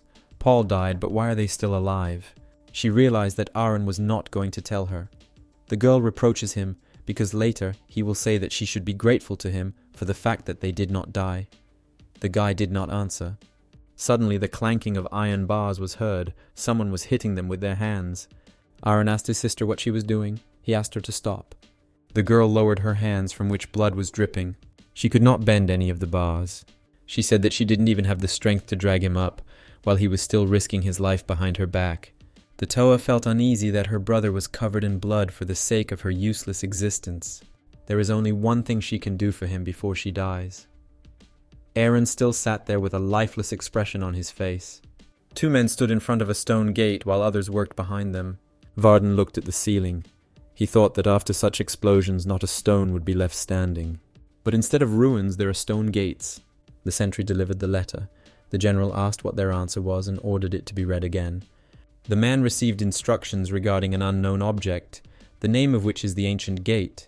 According to the protocol for Class S objects, the main task should be to protect this gate. It was also mentioned there that first it is necessary to eliminate all interference and obstacles around the object, without thinking about losses. Further actions will remain secret. Crimson Crows will be sent to him immediately to take control of the situation. There was the signature of the Supreme Cardinal Trevian. The general asked if this was not strange. After all, the answer came in just today, and from at least the deputy head of the Brotherhood. He thought about the importance of the object, and that behind the gates there could be something that would affect the fate of the entire empire. Varden was worried about the possibility of interference, since they had not had any problems up until now. The man was pondering the unknown secrets of the underground world. The messenger asked if there would be any orders, to which the general asked a counter-question. The general said to let them know that the gates are already protected. He can only hope that the object will be more valuable than all the burnt arima. A man asked how things were going in the arena. The guard replied that it had been going on for about an hour. The Toa looked up. She had just heard a mysterious voice. The gate would open soon. Arena finale as. The arena was a multitude of stone pillars in a cave. Its two sides were separated by a cliff with a river at the bottom, across which there was a stone bridge. The air is cut by the sharp blade of an axe. The man swung at the red-haired girl, who dodged the blow with a jump. The girl deftly turns in the air. Thanks to a somersault, she found herself behind her opponent and stabbed the big guy in the body with a knife. The man didn't even have time to react before she landed behind him. He called her a sly rat and swung the axe again. At that very second, she wounded him again with the blade. The girl was laughing at him because the thug couldn't catch her. The man leaned against the pole and held his wound with his hand. Holding a bloody knife in her hand, she asked if he had anything else besides muscles. The muscular man froze in place. At that very moment, he fell. An arrow stuck out of his back, shot by the archer standing behind him. The girl looked at him. It seemed she was glad to meet such an opponent. She grabbed the handle of the knife more tightly and began to run towards him while he was taking aim. The man was absolutely calm. He considered her an idiot because she ran at him with only a knife. He was sure that she could do nothing against his arrow. The shot almost hit her, but the girl was able to dodge it again. In an instant, she reached the shooter with her knife at the ready. In an instant, the man lay dead. The girl did not consider the distance an advantage. She continues to voice her thoughts regarding the archer's defeat. Meanwhile, the silhouette that appeared agrees with her out loud. He was a muscular, tall guy. Being calm and carefree, he carries someone's head. He throws his head to the side and continues to approach. The girl mockingly says that the guy is looking for trouble. He doesn't care about her words. He says only one word. How many? The girl is perplexed by such a question. Smiling, he asks again how many she killed. In a proud pose, the woman replies that there are 4 and asks what business it is of his. The guy starts counting on his fingers for a long time and thinking. Asking again how many of them there are in this zone, he says that he killed 9, so if he kills her too, there will be 12 left. The girl prepares for a fight. She grips the knife tighter and mocks the guy as a boastful loser. Meanwhile, on the opposite side of the arena, in the western sector, Aaron hides behind a stone column. There is a dead man under his feet. He thinks about how these guys are on different levels than yesterday. Bending over the dead man, the guy thinks that they are on the same level as him, or even better. The poison still hurts him, but more dangerously, it slows him down. He will be at a disadvantage if the battle drags on. Meanwhile, the muscular man's bloody hand holds the woman's hand. He is dissatisfied because he wanted to play longer. Turning to what remains of the girl, he complains that he barely touched her and the battle was over. Leaning over her head, he thinks that he can find the strongest here.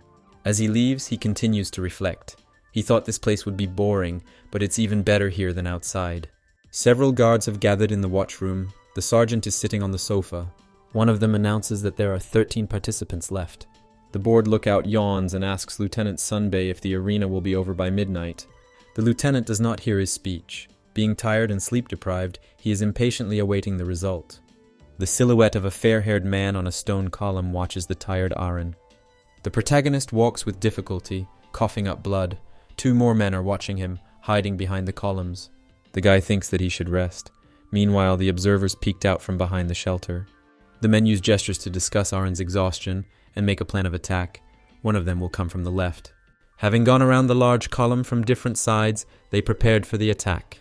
The prisoners suddenly appeared from behind cover and swung their weapons, but Aaron was not there. Surprised that the guy can move so quickly in such a state, they look around, trying to find him. And in the meantime, the main character climbed up the column. The guy suddenly jumps on the back of one of them, knocking him to the ground and swings a knife. Taking aim at the second attacker, Aaron sarcastically asked who he thought was half corpse there. The man swings his spear, putting all his strength into the blow, but the protagonist deftly dodges and, finding himself on the side, prepares to counterattack. The blow landed on the handle of the enemy's weapon, trying to block the attack. The spear shaft could not withstand the onslaught and cracked. With his free hand, Aaron hit the man in the shoulder and, leaning on him, pressed him against the column. Having dealt with the prisoners, the main character tries to catch his breath. The men were making a lot of noise as they crept up behind him. Aaron is surprised by the attempt to work as a team, despite the fact that here it is every man for himself. The main character wondered what zones they were from. Looking closely at the back of the dead man, Aaron saw the letter H. He's from the same zone as the main character. The guy does not understand why this is so because there is one participant from each zone. He begins to suspect that something is wrong here. Meanwhile, a man stands behind him with a blade in his hand. A group of 5 armed men approached Aaron from behind. The one closest, with blades, asked if he would like to play with them too. Each of them was serious, looked menacing, and had his own special weapon. Looking at them, the main character guessed that the number of participants had increased, and there was no longer any point in counting the survivors. The only way to end this game is to get rid of all the extras. Aaron took hold of his weapon. The sergeant gloated and hoped that Aaron would like what he had set up. The girl sat on top of the cliff. She watched what was happening. It looked like Aaron could scatter them all by himself. She jumped down carefully, thinking that he might be useful. The man made a sharp thrust with the blade, but Aaron deftly dodged it. The cold weapon was a millimeter from his neck. While the main character quickly cut one opponent, another man swung an iron chain at him. Aaron managed to react. The guy grabbed the chain with his hand, leaving the attacker bewildered. The man with glasses was surprised by how the guy just grabbed her with his bare hand. Aaron was surrounded by rivals. They no longer looked so determined. The remaining ones discussed that they had lost 2. Now they were sure that they could handle the guy one-on-one. 3 thugs decided to attack together and deal with the main character, even though 2 of them were already dead. At that very moment, they made a dash and ran rapidly towards the guy. Aaron did not understand why they were acting together. As he parried the blows, he wondered if there was a rule he didn't know about. A girl with a halberd began to rapidly approach them along the cliff. Aaron seriously wounded one of the enemies and he flew down. A woman pushes herself away from a column and prepares to strike. She quickly jumped towards the guy, plunging her halberd into the ground. Aaron managed to dodge. He jumped towards the big guy who was ready to catch him. The man put all his strength into his hands and grabbed the guy. While holding back the main character, he shouted at the girl to kill the guy. She said to hold him, but then another girl landed from the cliff behind her. The warrior with the halberd fell. Aaron still couldn't get out. The big guy couldn't believe his eyes. Another ally had just died. The man fell. Aaron, being free, tries to cough. After the girl saved him, she began to approach. She looked at the guy with a slight smile, while Aaron no longer knew what else to expect. The girl said that she had been watching him for a long time and admired him, calling him Mister. The guy was surprised by the new nickname. She didn't want to butt in, but she couldn't sit still because these people were butting in. The girl didn't expect there to be rules, but she thought the basics were worth sticking to. The protagonist silently watched her with a distrustful look. The boy ignored her and walked the other way. He didn't understand what she was getting at. It didn't matter, because the game would only end when he survived. The girl said in a serious tone that he should understand what was going on before chatting. She went on to explain that these weren't just second-rate assassins, but a cleanup team that was constantly trained to hunt arena participants. They had been performing various tasks since the beginning. The guy thought about what he had heard. He asked how she knew this. The girl replied that she had tortured them into giving up this information. She concluded that the battle would not end until they killed these guys too. Aaron confirmed his suspicions. If this was true, then he was simply participating in a game set up by the sergeant, and all the odds were against him. He realized that he had been naive and that the Toa were in danger. The girl suggested joining forces. She thought that if everyone was working together, why shouldn't they do the same? Aaron asked if that was the reason for her help. The boy raised his blade. He said that he could handle it himself just fine and would spare her this time, so she better get lost. The girl looked at him seriously and did not understand how one could be so reckless. She said that she would have done the same before she got to the eastern sector. The guy was confused. The girl told about the butcher, who does not compare with other cleanup teams. She sat on a rock that towered over the blue river. The girl said that there was nothing more to do in the western part. The guy stood silently below. He looked at the corpse of one of the players. The poor guy had lost his legs. Aaron wondered if he had crawled here from another part of the bridge. He looked at the corpse, thinking that perhaps it would also be lying around somewhere nearby. The guy thought that when he kills someone, he becomes one step closer to death. He thought that it would be worth at least hiding the body. Aaron bent over the body and froze. It seemed the guy figured something out. His partner asked him what he was doing with the corpse. She assumed that the guy had killed him and that he had managed to crawl here, although he had not survived. Aaron cast a piercing glance at the girl. A little scared, she didn't understand why he was looking at her like that, since they were still on the same side. Saying that it didn't matter, the guy threw the corpse into the river. The girl asked him not to scare her with such a look anymore, and to tell her if something was wrong. She asked if he had done as she said, since the preparations had to be completed before the butcher arrived. The partners froze at the same time, noticing something. A silhouette was slowly approaching them across the stone bridge. A tall guy with black and white hair walked confidently towards them. The man raised his hand in greeting while Aaron and his partner watched warily. A sergeant without uniform entered the cell of a lonely Toa. He asked the girl how she was feeling. The man came to say goodbye since they would hardly see each other again. Toa told him not to come near. The girl confidently said that even though she was locked here, she still would not allow him to do anything, like that time. In the morning before leaving, Aaron told her about the sergeant's promise and that they would be able to leave tomorrow. The man listened silently. The Toa stood up. She would wait for her brother to return. The sergeant thought it was stupid. Leaning over, he asked the girl if she was sure that Aaron would really return. The sergeant mockingly said that she would never see him again, even if the earth split in two. The girl looked at him with hostility. The man smirked when the Toa replied that his words were simply lies. With a wild look, the sergeant reminded him of the promise. He would allow only one of them to live. Toa looked at him in shock. Her brother will have to decide who will survive. The sergeant asked the girl if the choice was not obvious, but first, Arena must be defeated in the arena. The man guessed that she didn't know about the arena either. He explained about the survival game where you have to kill the other participants. Toa looked down silently. Sunbae asked if she thought he was lying or not anymore. He asked her if she noticed the strong smell of blood coming from him. Tears appeared in the girl's eyes. Toa didn't understand why her brother didn't tell her about this. Is this all for her own good again? Is he going to disappear, carrying everything on his back? The sergeant was ironically surprised by such self-sacrifice of Aaron. He assured the girl that he would never come near them again. The man suddenly grabbed the Toa by the chin. He considered her a useless waste of air. The girl tried to free herself. He asked her if she would continue to stare at the wall and wait for her brother to save her, because it was unfair. The sergeant took out a small pocket knife. He brought it to the Toa. The girl asked what he was doing. The sharp blade was a couple of centimeters from the crying girl's face. Aaron swings his blade, trying to wound his opponent. No matter how much he tried, the mysterious guy deftly dodged and repelled all his attacks. He was carefree, as if it was a game. The opponent grabbed the blade with one hand. Having shattered the sword into pieces with his bare hands, he replies that it is useless and that nothing like that can hurt him. The guy is getting ready to strike. Aaron doesn't understand what's happening. Having received a powerful blow to the stomach, the main character flies towards the cliff. The force of the blow was so strong that Arena was driven into a stone column.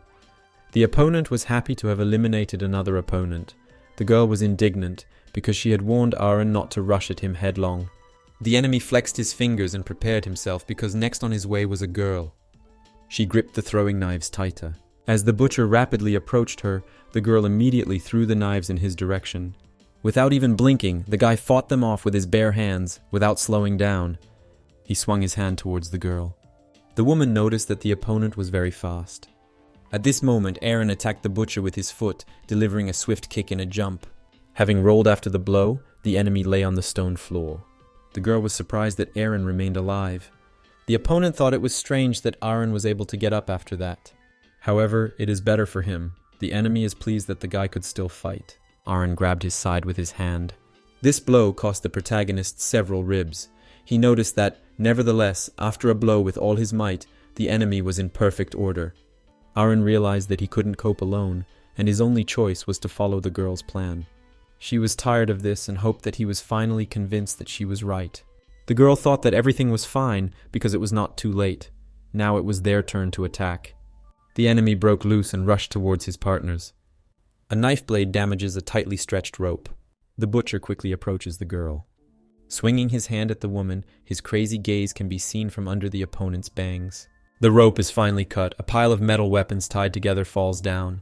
The butcher almost grabbed the girl by the neck.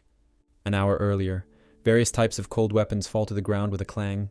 Aaron says that they won't have an advantage due to the amount of weapons and asks to explain why they need to collect them. Meanwhile, his partner thinks that there is still not enough. She looks up from the pile of metal and asks if he knows why the magma here is blue. This is because it is full of liquid arima. This is not uncommon in the mines here. When red-hot arima comes into contact with metal, a violent reaction occurs. To demonstrate this, the girl throws a sword into the abyss. You just need to count to 4 and there will be an explosion. A column of blue sparks rises behind your partner. As they are showered with small debris, she continues to comment and says that it looks like fireworks. Aaron, a little frightened by the surprise, asks what fireworks are. The girl doesn't understand what kind of wilderness he lived in, that he doesn't even know about it. Having stopped joking, Aaron became serious again and asked how this was supposed to help. With a sly look, the girl hints at what will happen to a large pile of metal if even a small piece of iron gave such an effect. Clothes damaged by burns from explosions are smoking. The butcher, shaken by what had happened, tries to understand what had happened. He could not see anything after the explosion. Swaying from shock, the enemy stands on his feet with difficulty. Still holding the knives at the ready, the girl reflects on the situation. Her neck was almost broken, but now he can't see. It wasn't for nothing that she was the bait. With deft movements of her hands, the woman throws both knives. The enemy, still stunned, had no time to react. The blades pierced the body. Slowly approaching, the girl addresses him with the words that now there is nowhere to run. The enraged partner has prepared more knives and threatens to turn the monster into a pincushion. Meanwhile, the enemy figured out why he was lured here. The butcher quickly rushed towards the woman, thinking that he had underestimated them in vain. The girl throws knives at a rapidly approaching enemy, but this does not stop him. Turning to the enemy, she says that she predicted his dash. However, she is not his only opponent, and he should watch his back. The enemy realized his mistake, but it was too late. From behind him, Aaron strikes suddenly and cuts the enemy's back. Another precise cut lands right across the butcher's face. The enemy staggers, trying to move away from the inflicted wounds. Aaron is convinced that his only invulnerable place is his hands. If the butcher's entire body were so strong, he wouldn't have dodged. Besides, his partner's daggers are still sticking out of him. Aaron realizes that he should strike again at his weak spot. The protagonist swings to deliver a fatal attack. The guy's blade quickly rushes towards the seemingly defenseless enemy. The ringing of metal cuts through the air. The man managed to block the attack with his hand, shattering the sword into pieces. Aaron didn't expect this, but the butcher predicted that the guy would aim for the neck. The enemy showed a creepy yellow eye that he had previously hidden behind his hair. He was very angry and said that he shouldn't have hit the obvious place.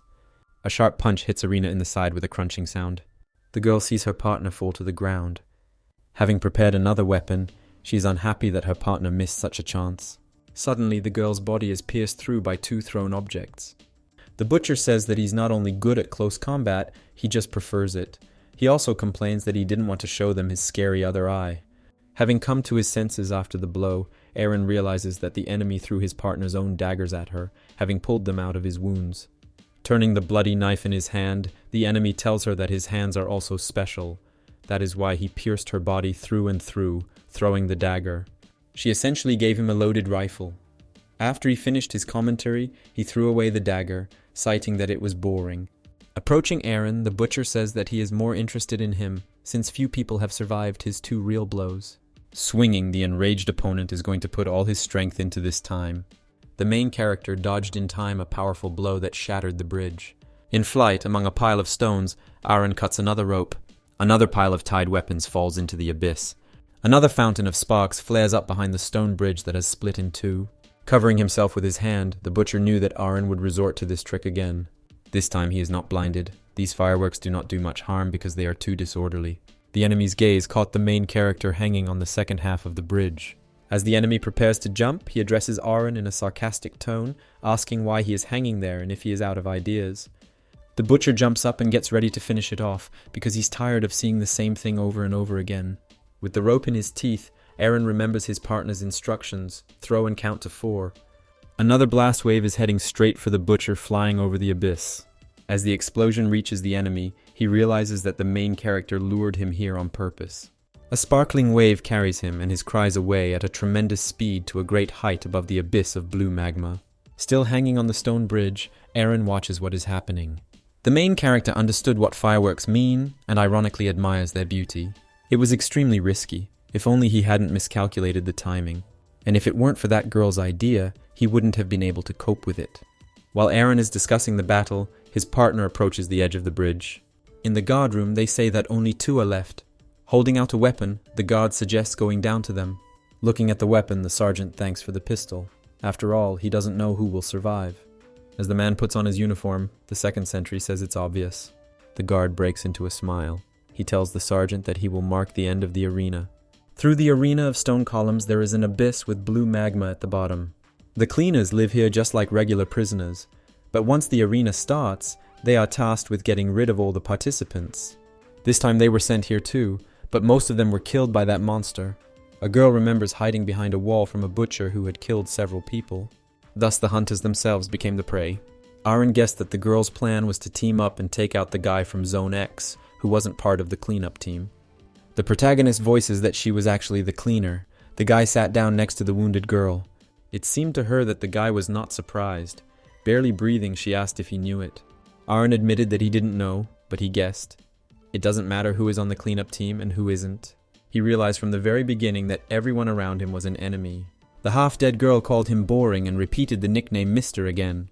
She slowly closed her eyes, finally losing consciousness. Aaron thought to himself that he had already told her not to call him Mr. Suddenly the boy heard claps and turned towards the sound. A sergeant with guards approaches the protagonist. He claps and congratulates him because Aaron is the last survivor.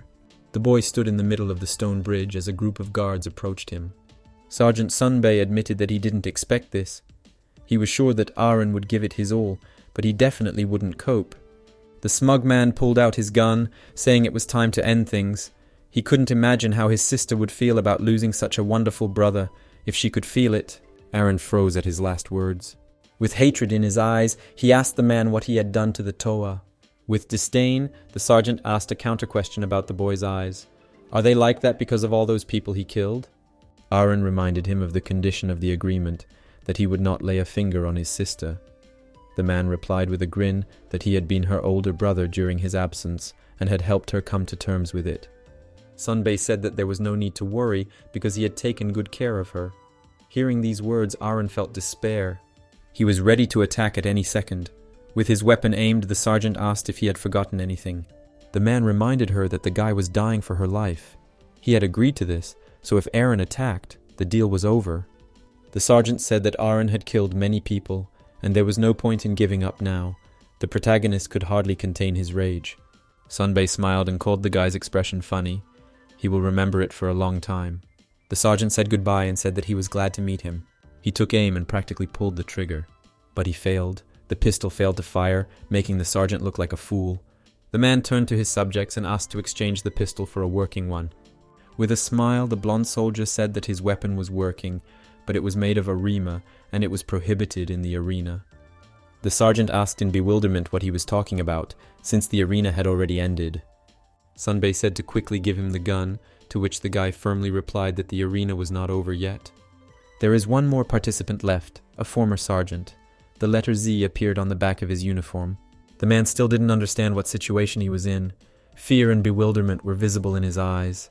He asked which participant the guy was talking about, but he ignored him and replied that they would now find out who would win. Sunbei got angry when he called him a bastard and asked him again what he was talking about.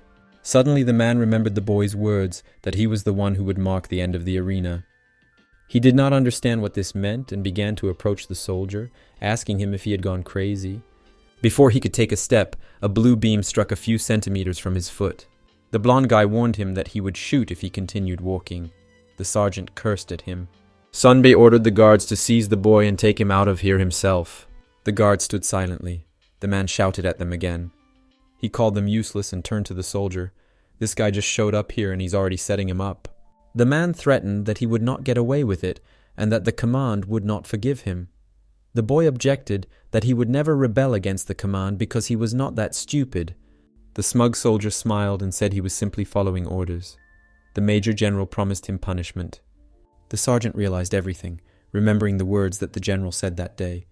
The soldier told him not to lose heart because he just needed to win, and if he could, he would get out of here alive. He pointed his finger at the one standing behind him. The man turned around in fear. Aaron stood behind him, enraged. The boy's eyes were empty, but at the same time they burned with determination. The sergeant screamed. Everything was supposed to end differently. The sounds of cuts echoed in the stone wasteland. The soldier approached the body of the dead sergeant. He asked the dead man why he had to say so much. The guy addressed him by name and thanked him for everything. Then he turned to Aaron. After all, he had won, and it was time to present the prize. The blonde boy asked about the choice between his life and his sister's life. Without thinking, the protagonist took the gun and put it to his chest. He told the soldier to pull the trigger. Aaron resolutely repeated that long before this vile game, he had decided to save his sister's life. The guy said to shoot him and fulfill the promise if this soldier is not trash like the sergeant. The guard replied smugly that, unlike Sunbei, he was a man of his word. He admitted that this was why he couldn't kill him. Aaron looked at him questioningly. The blonde guy said to follow him. A dead Toa lay behind the bars. There was a lot of blood around her and a knife lay next to her hand. The soldier said that it was too late when they found her, and it seemed that Sunbei did it. The brother's gaze was filled with pain and despair. Since the guy no longer has the opportunity to choose, he will live. The soldier patted him on the shoulder and congratulated him on the fact that he would soon be able to return to work. He will be able to serve his country further. Aaron still stood there, not making a sound. He looked at his sister's body with a dead look. In the strange, sparkling world, Dee smiled as she looked at the exhausted boy.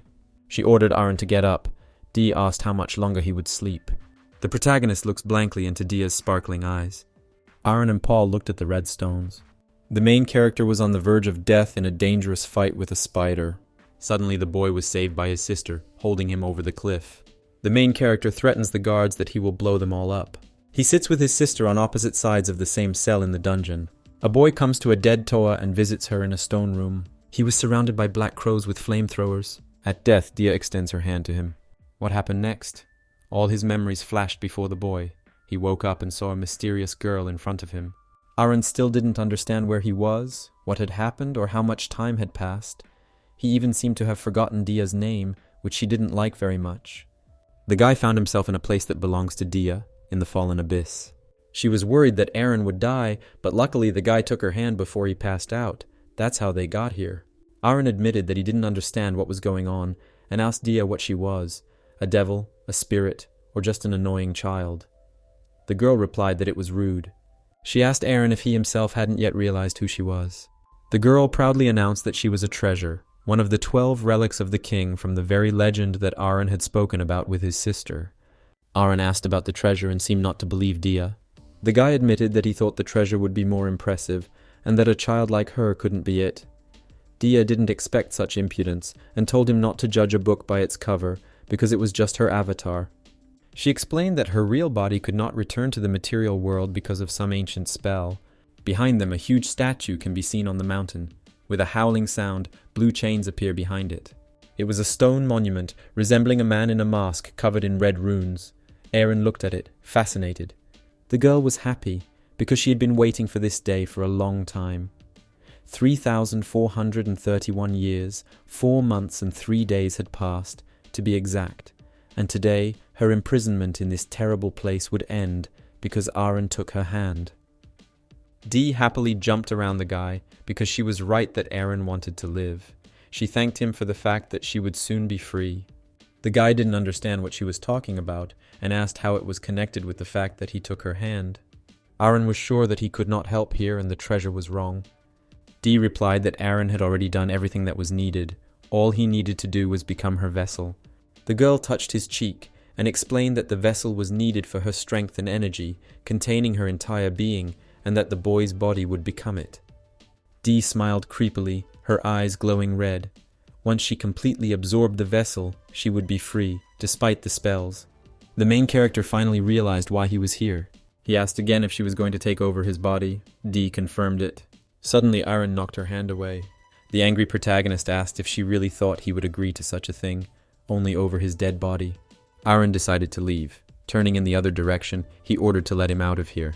Suddenly, transparent blue chains grabbed his body with a metallic clang.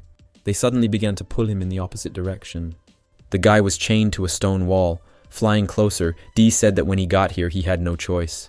Suddenly, claws sank into Aaron's chest. They came from Dia's hair, who in the meantime told him to accept his fate because there was no turning back. The guy screamed furiously. The claws continued to tear apart the protagonist, seething with anger. Aaron couldn't understand what it was. Why after 10 years in that hell is some child trying to take his body? Why should he suffer so much? Tormented again, the boy asked Dia why him and what he did to deserve all this. He said to just let him die. Treasure smiled. She asked if he was curious. Why did she choose him of all people? To help Aaron understand, Dee suggests looking into his past.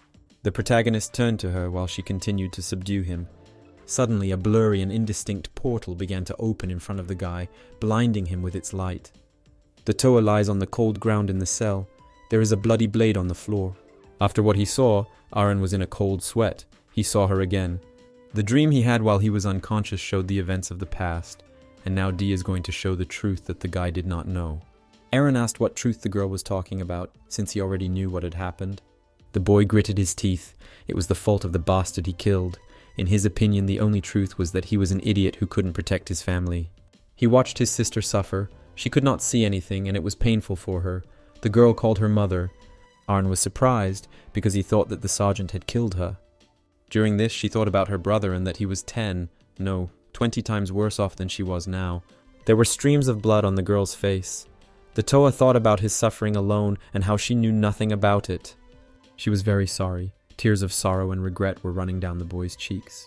If they both can't survive and only one of them has a chance, it has to be Aaron. The girl decided so. Finally, she could do something. Blindly, her hand reached for the cold, bloody blade. Toa pointed the knife at her neck. Her hands were shaking. Aaron ordered to stop her, or at least to free him. In exchange, he even offered his body and soul. The girl listened smugly. Dee reminded that these were memories from the past, and the guy could only watch in despair the last seconds of her life. The girl was praying. She turned to the whispering voice and asked it to listen to her request. The boy reached out to her, but the strong chains did not allow him to move. The Toa asked to save Aaron. The girl asked me to look after him when she was gone. Despite the chains and their strong grip, the boy tried to get out and shouted to be freed. In tears and agony, he screamed at his sister not to do this.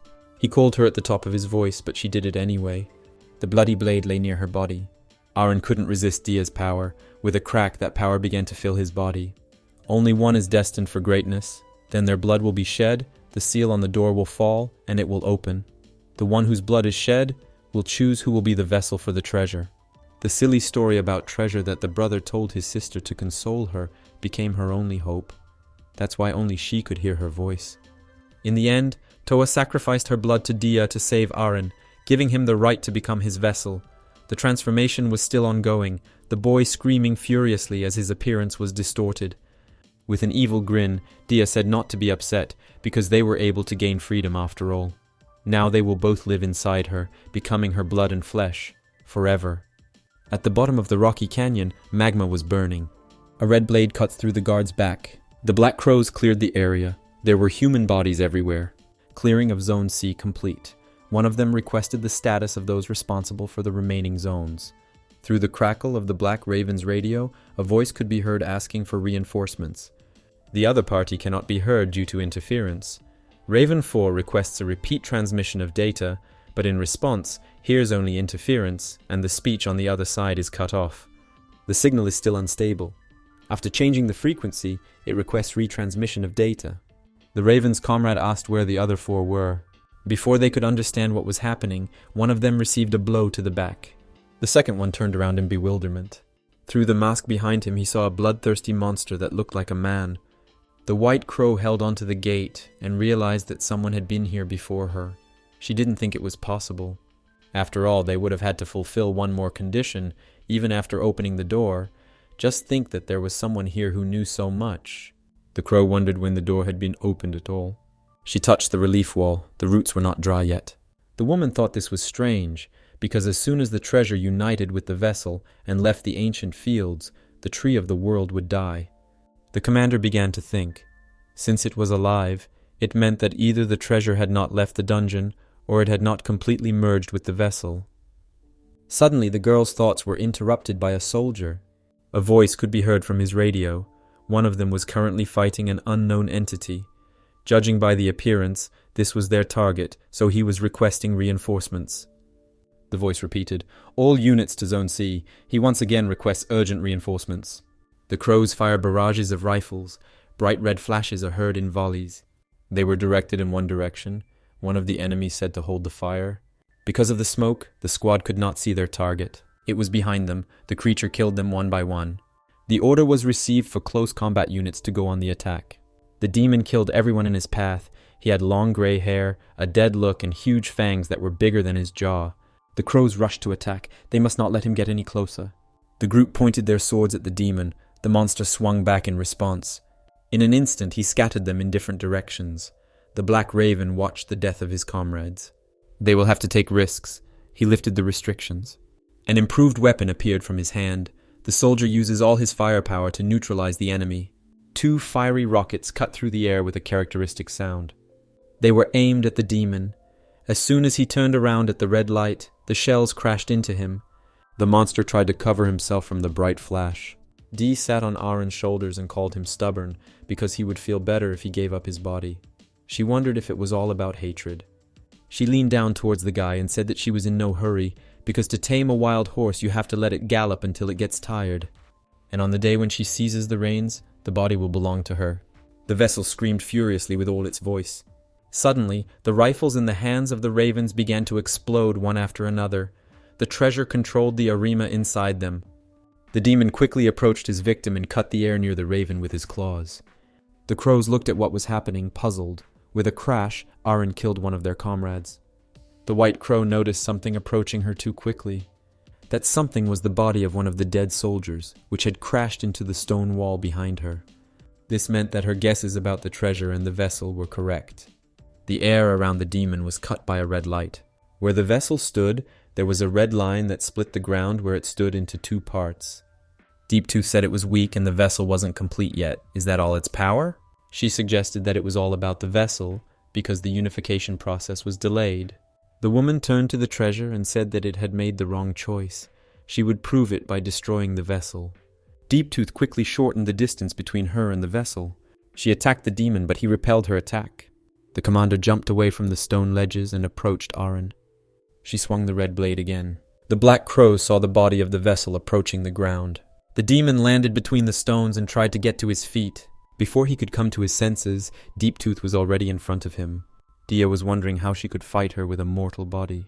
The outside world must have changed for the better while she was locked down there. Dee decides to get rid of her weapon first. Suddenly, the White Crow's weapon began to crackle. She realized that this was Ascension, the ability to control the byproduct of the treasure, Arimu. Dee didn't understand why she couldn't overload the stone in her weapon. Ascend has no effect on her red sword, because the treasure has no control over the technical Arima. This Arima is man-made, but the disadvantage is that it is quite difficult to bring to perfection, so it is not suitable for mass production. Suddenly, a red beam passed through Aaron's body and the stone that was behind him.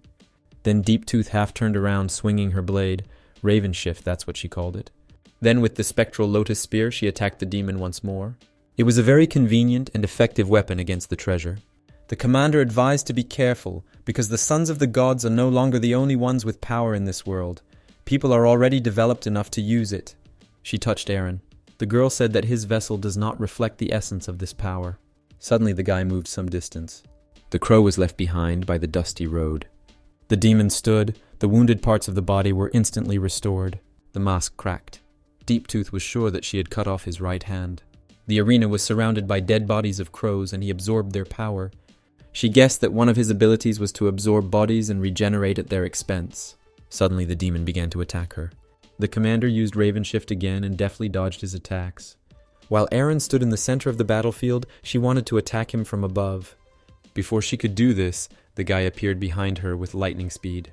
The crow managed to block his attack. Her weapon shattered into small pieces. Aaron tried to attack again. The commander was shocked that the demon copied her Raven Shift. As it turned out, it was not a simple absorption. The demon mastered the spectral lotus spear and tried to attack the enemy, but she was able to dodge. Aaron's real body, trapped in the parallel world, had almost completely turned black and was making a crackling sound. The crow was pondering over the demon's ability to copy skills that use Arima. Red lightning started appearing around her. She wanted to make sure that the vessel wouldn't have time to recover, because she would incinerate it. The girl threw lightning bolts in his direction, calling this technique Scarlet Thunder. They crashed into the ground and nothing could be seen because of the explosion. Deep Tooth will not let him complete the bond. If everything is burned, there will be nothing to absorb. That was her plan. This time she attacked Aaron with two techniques, Scarlet Thunder and White Lotus. Red lightning engulfed the vessel. Aaron could not regenerate. Hundreds of scarlet needles pierced every cell of his body. She thought it was time to leave the vessel. In another case, the crow will force you to do it. Suddenly a bright light appeared near Aaron's head. Dee happily announced that the adjustment was complete and thanked for the treat. At that moment, the White Crow was attacked by blue lightning. She didn't understand how he could copy the Scarlet Thunder, so the techniques he can absorb aren't limited to just Arima. Too careless, Dee asked if they had run out of tricks up their sleeves. They had improved enough to use force. At least Dee was 1,000 years ahead of her. The crow mask split in two. The treasure wanted to show its true power. The events take place in the capital of Trevienne, the Hasnal Palace. The man walked quickly towards the door. The maid noticed him. The girl tried to stop him, because now was not the time, but he drove her out of the way. Suddenly the door opened. A bearded man addressed Cardinal Lacrisi. The man's back was covered in bloody stripes, and women with whips stood nearby. They helped him up. The cardinal explained that it was time for him to pray. The man asked if that was true. The man heard that last week he received a report from the Eston mining camp about the ancient gate and sent the Crimson Crows and the commander there. A woman helped the cardinal get dressed. He explained that the matter required a quick decision, and so he gave the order without administrative approval. The cardinal asked if this was a problem, which the man confirmed. The cardinal ordered the women to leave. This was an opportunity to get another treasure, and he sent only one unit. The man called the cardinal frivolous because he did not say a word to his majesty. The gray-haired man asked if the minister did not trust the deep-toothed commander. The man replied that it was not about that. Capturing the treasure is a very difficult task. The minister was worried that information had leaked to the enemy. A report had just arrived about monsters that had been very well hidden before and were now heading towards the camp. It is necessary to call back the Sacred Army in the north and activate the other two treasures. If the enemy were to obtain another treasure, it would be terrible to think what losses there would be. The cardinal replied that so be it. The minister was angered by this answer. While he was drinking his drink, the man wanted to ask what he meant, but did not have time. He realized that the cardinal had done this on purpose. The gray-haired man stated that it was thanks to him that the information was definitely delivered to the enemy. The minister did not understand this decision, but the cardinal explained in a calm voice that it was in order to divert attention from the north. The man asked why the north was so important to him if treasures were some of the most powerful weapons. He asked the cardinal what was there. The blond man took a short pause and said that he would find out when the time came. That was all he could tell him now. Everything was done in order to get something even more important. The cardinal went to the window. He reported that the deep-tooth unit had failed and there was nothing that could be done. The man continued, a little more, and they would not be able to take their eyes off the guardians of rebellion. They are already full of suspicion. A frosty wind blew in the snowy mountains, chilling to the bone. On the white, clean ground lay the dead bodies of black ravens. The woman sat on a throne, surrounded by doll guards with red crosses on their chests. She was waiting for someone and they were late. The girl wondered if they were weak or just lazy. Behind the throne, the guards fell dead and burned in the fire. It was the embodiment of sloth that had arrived. The woman noticed his presence. At that very moment, a man with a wide smile appeared behind her. He said that these beautiful dolls were made for the fire in such cold weather. The man addressed her by her name Espina and complimented her on her breasts. He asked with a smile why she was alone, because he thought they were waiting for each other. Suddenly a cold breeze blew and the fire instantly went out. For the first time in this time, the woman spoke. In a cold voice, she addressed Valatro and noted that he remained the same rude man. The guy jumped down and told her not to frown, because today was a beautiful day. He was glad, because today their new relative would be reborn. He said that she should smile. Espina believed that it was too early to smile, because they did not yet know what fate the 11th heir to the throne would choose. They are here to know what measures to take, based on whether he chooses them or the people. Valatro asked if it mattered if they were going to have fun anyway. The girl remained silent. She didn't know why the boy had answered the call this time, but it turned out he was there to see what the dice would throw. Espina called him a clown, to which he smirked. They looked down the abyss. By the way, Valatro said that he didn't see many people. He thought they would come running here like hyenas. The girl assumed that they were up to something. They probably wanted to get everything without any fights. Espina is sure that's why they leaked the information. The guy called them boring. He showed a wide smile and pointed his finger somewhere into the distance. He had a feeling that this one would be on the other side. The girl asked if it was intuition. Valatro confirmed. Espina noted that his intuition never failed him, whether it was something good or bad. They were curious what it would be like. Deep-tooth jumped quickly from one support to another, getting closer and closer to the vessel. Wings of red blades appeared behind the crow's back, and in her hand was another one. She was ready to strike the creature. The demon dodged the powerful blow, at the same time tearing off her arm. The woman tried to catch her breath and looked at the severed limb. The commander was floating in the air. The vessel stood before her. Dee happily justified herself for not being able to hold on to the power. She wanted to play some more so much. The raven guessed that it was playing with her. Deep-tooth pondered his behavior. He seemed to be hinting that he could kill her whenever he wanted. That meant he was staying here for a reason. Dee hugged the guy's hanging body. She turned to Aaron. It seemed he was ready to accept her. Treasure thought to play a little with the crow to calm the boy's mind. This is another important step to improving their body. D.I. embedded the tail key into his body. Non-lethal damage, then adaptation. Through this repeated process, she would absorb Aaron's consciousness and gain complete control over him. The wall the guy was hanging on began to creak, and his body ended up in the middle of a red circle. Suddenly an explosion appeared in front of the white crow. The treasure completely engulfed Aaron and took over his body. Deep-tooth noticed that something had changed in him, but she didn't understand what exactly. In the new body, the treasure raised its hand and tried to move it. This is what is called a body. She created a blue sphere near herself. At that moment, Deep-tooth received many strong attacks. She fell to the ground. The crow was surprised because he had thrown her away with just one wave of his hand. She asked herself many questions. Was the fusion complete? But what was more important, what is this dangerous feature? Is this the real power of the treasure? The crow was still lying on the stony ground. She looked at the exit on the other side of her.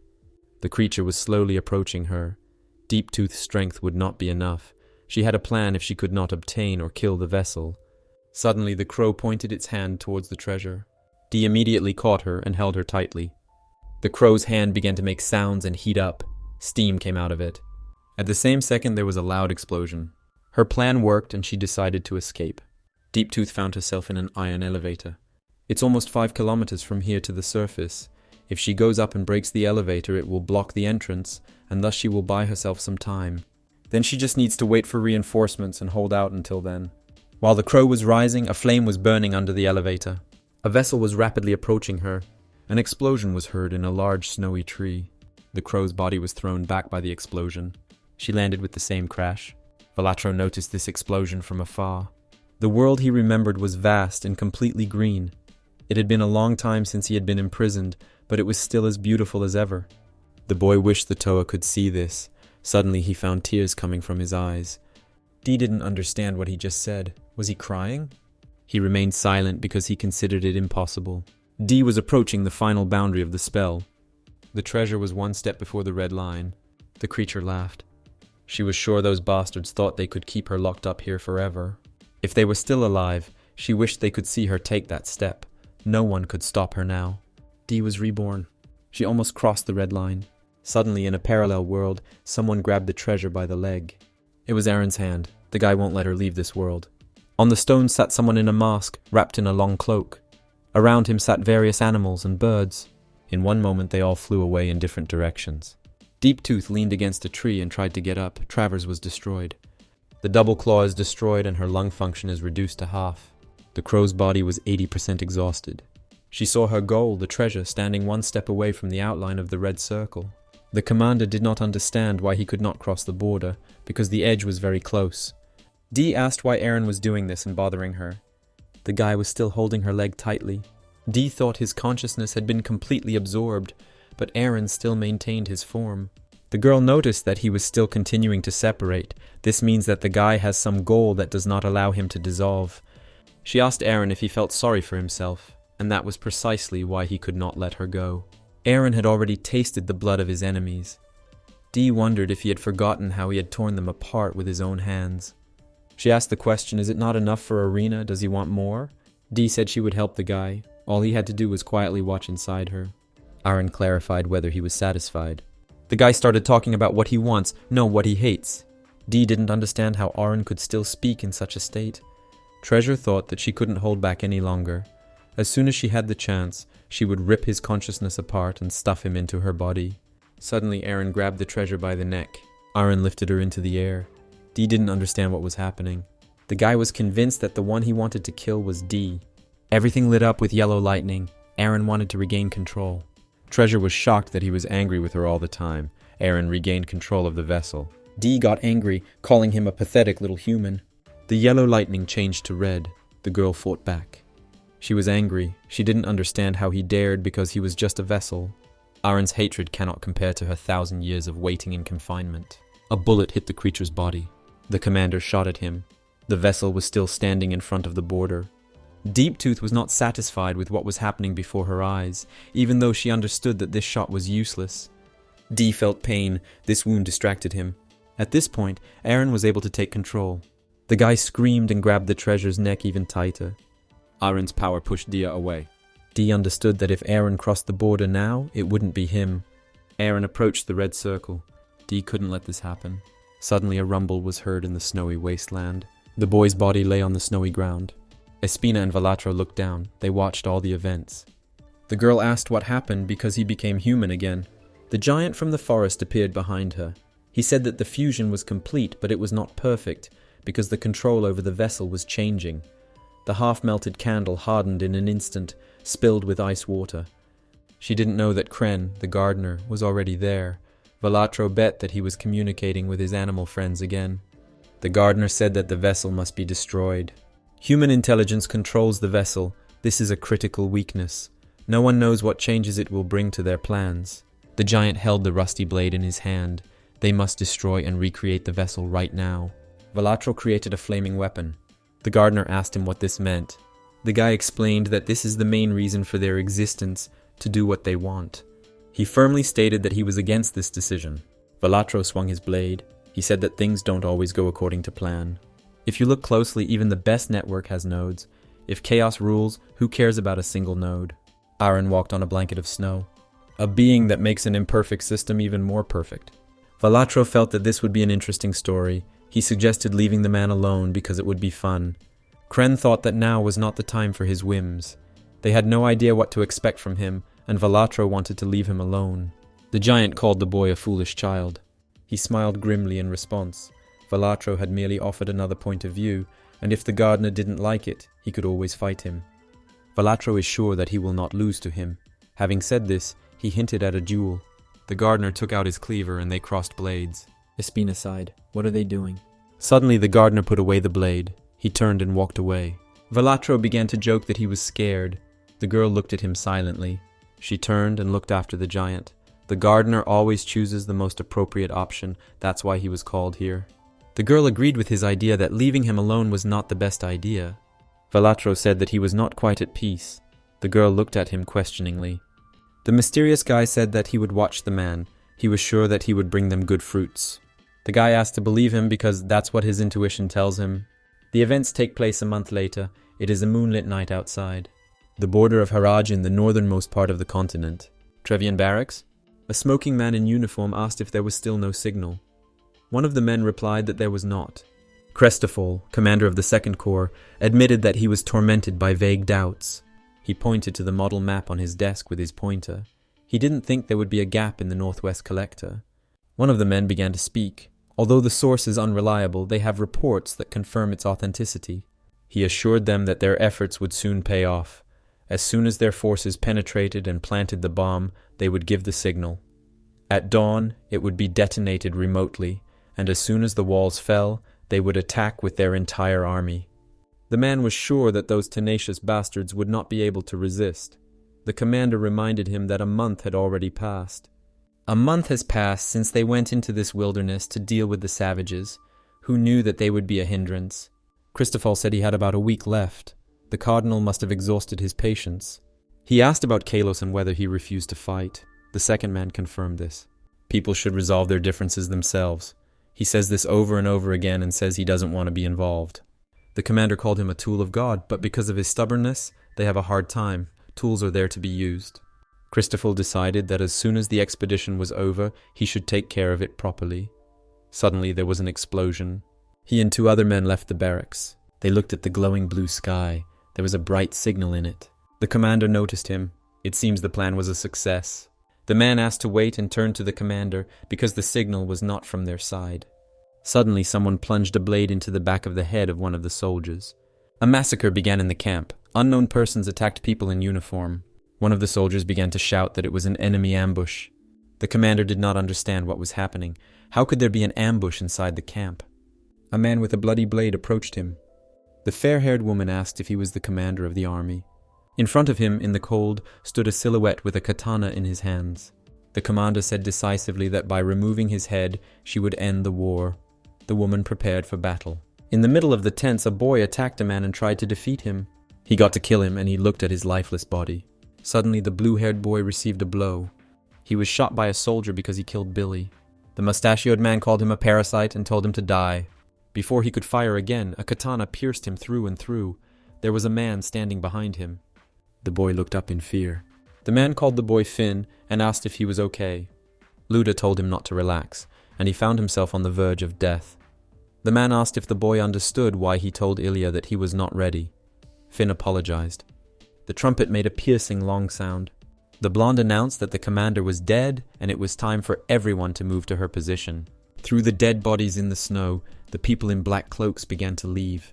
The remaining soldiers were ordered not to let them leave alive. The men in black created magical blue discs on their hands. The commander called Lumi. The guy said that everyone was in position. The blonde turned to Josun and said that it was time. A bright glow appeared above the camp, reaching up to the sky. One of the soldiers asked if they had disappeared, since he knew that one of them could use teleportation. A silhouette stood among the trees and watched what was happening.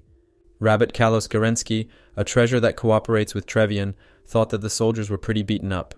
He reflected on the fact that it only took one ambush to kill their commander, and apparently the enemy had a strong leader. They outplayed them by spreading false information, thereby maximizing their advantage by sending a small detachment. The rabbit thought that this battle would be very difficult for them. Even so, he did not plan to help. The guy looked down. Apparently they were here for a long time. He wondered how Freda was doing. He heard that she was heading south. Kylos looked to the side. His attention was drawn to a dark figure standing on the snowy rise. A man in black winter clothes looked down. The rabbit looked at him with interest. He wondered about his origin, and whether he was a man of these lands. No, because if he was a man, he would have felt him from here. People's shouts could be heard from the bar. They were happy about their 5th victory, and that they had taught their enemies a lesson. Luda suddenly came up behind Finn and he got scared. Other people drank to Finn becoming a man. Having killed the enemy, the boy became a true Karajan soldier, and Luda invited him to drink the entire mug in honor of this. According to the man's words, the soldier must drink it all. Finn took sip after sip. Suddenly their drinking was interrupted by someone's voice. He said that a soldier must know that it is forbidden to get drunk during war. The commander smiled and looked kindly at the guys. The boy called the girl Elijah and ran to her. Ilya hugged him and praised him for fighting well in his first battle.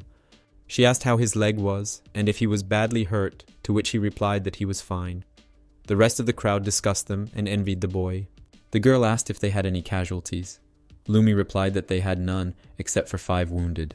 If they had not believed that information, their main forces would have been in the camp. They have many more losses. Someone's hand touched Elijah. She screamed. Luda told the girl that she was not reading the atmosphere well. The man said that because of her, everyone was upset. Ilya hit him. Luda and the others continued to rejoice in their victory because they were able to defeat the Imperial upstarts. They thought that the death of their commander would teach them not to meddle in other people's lands. They deserved it. Did the enemy really think that they would sit in the fortress? They drank to Harajina's long years. Ilya sighed. The girl looked out the window with concern. It was a winter night outside. Finn asked her what happened. Ilya stroked his hair and said that it was okay. She would go out for some fresh air. A cold wind howls near the stone fortress. A man in black made his way into her neighborhood. Aaron took off his hood. He finally did it. The guy covered his mouth with his hand and swallowed blood. Aaron looked at the bag. Only 7 doses left. The guy thought that only a month had passed, and they were already running out. He hoped that the one he was looking for would be found before the doses ran out. Looking at the town, he wondered where to start, because this place is very quiet, and it is much larger than it seemed at first glance. He was lucky that there was no one around, so he didn't have to sneak. Suddenly something cut through the snow on the floor in front of the guy's feet. Aaron looked up warily. On the roof of one of the houses stood a girl with a katana. Ilya told him not to even mention that he was lost, because she wouldn't believe it. Judging by his clothes, he's not an Imperial assassin. In a strange village, strangers are not allowed to enter. The girl told him to leave right now, and she would let him live. However, she warned that if he came closer, next time she would not miss. Aaron looked at her. He did not expect a woman to appear in front of him. He wondered where she was from, because he was sure he was being quiet. How did she find him? The guy sighed and tried to explain. He wasn't here to cause trouble. He needs to find someone. Since strangers are not allowed in, he entered here secretly. Elijah asked who he was looking for. The guy said the name Josun. The girl became wary. Aaron heard that he was here in Harajan, the northernmost part of the continent. He could not say why he was looking for him. The girl thought and tried to remember. The guy told her that if she didn't know anything, then she should pretend she hadn't seen him. He wouldn't want to kill a woman. Elijah said that she knew him. Aaron asked if it was true. She was unhappy with what the guy said, because he doubted her strength. Who else would kill whom here? Suddenly she swung her blade and the guy jumped to the side. The wall behind Aaron split in 2. In her opinion, the guy spoke as if he could really hurt someone. Ilya was irritated by such arrogance. Aaron got angry and asked if she wanted to die. The girl prepared herself. If he could at least touch her, she would tell him where to find Josun. Among the houses and streets stood a blue-haired boy. Finn was surprised by the silence in the village, despite the fact that it was on alert. He remembered Elijah's words and where she might be, since she had not been seen for a long time. Coming closer, the boy heard the clanging of blades. Aaron and Ilya fought on the rooftops. The girl swung her katana. Finn recognized her. The weapon shattered the roof. Aaron deftly dodged its blow again. The boy tried to understand what was happening. Was Elijah fighting an intruder? Just as Finn wanted to go back and tell everyone, several people appeared behind him. It was Luda. The man asked him if he was looking for them. The boy did not understand how they understood. As it turned out, Elijah called them. Lumi explained the ability to exchange thoughts. This is possible for those who can control Chara. The man at the side explained that the ability is called Unho. He said that all more or less experienced soldiers can use Unho. He demonstrated, and the girl standing next to him said not to send vulgarity. Watching the battle, Luda said that the guy was unlucky to get caught by Ilya. He assumed that the invader would last for 3 minutes at most. The man didn't know who the guy was, but he clearly pissed off the girl. The man with the scar on half his face who was standing next to him said that the guy looked familiar. He remembered seeing him near the gate a couple of days ago. A sharp blade tore a piece of fabric. Ilya touched Aaron's elbow, but the girl did not hurt him. She thought about the metal protection on his hands. Ilya hit the guy again. Dee asked if Aaron would continue to be hit and run. Treasure said to just rip her to shreds, it was so easy. Aaron told her to shut up. Elijah stopped attacking and froze. She asked who he was addressing since she had not said anything. The fight dragged on. Arena must not be hit, otherwise the village will turn into hell. The rabbit looked at the night sky and chewed something. Sweet rice cakes are especially good under the moon. He leaned over the basket to get another one, but they were all gone. Suddenly another basket full of sweets appeared in front of him. The man in the hat heard that he liked it. The treasure thanked him. Kalos asked his name again. The man introduced himself as Lenorhound. While the boy was eating the cakes, the man realized that the cardinal's right hand had come such a long way here. They sat on a stone mountain above the snowy camp.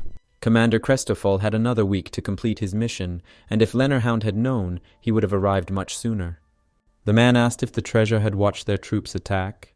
Lenorhound asked how many times he could be told that this was a dereliction of duty. The rabbit explained that the treasures were needed to protect humanity from special threats, and not for their participation in human squabbles. And anyway, he's only in the Empire because he was offered this vessel.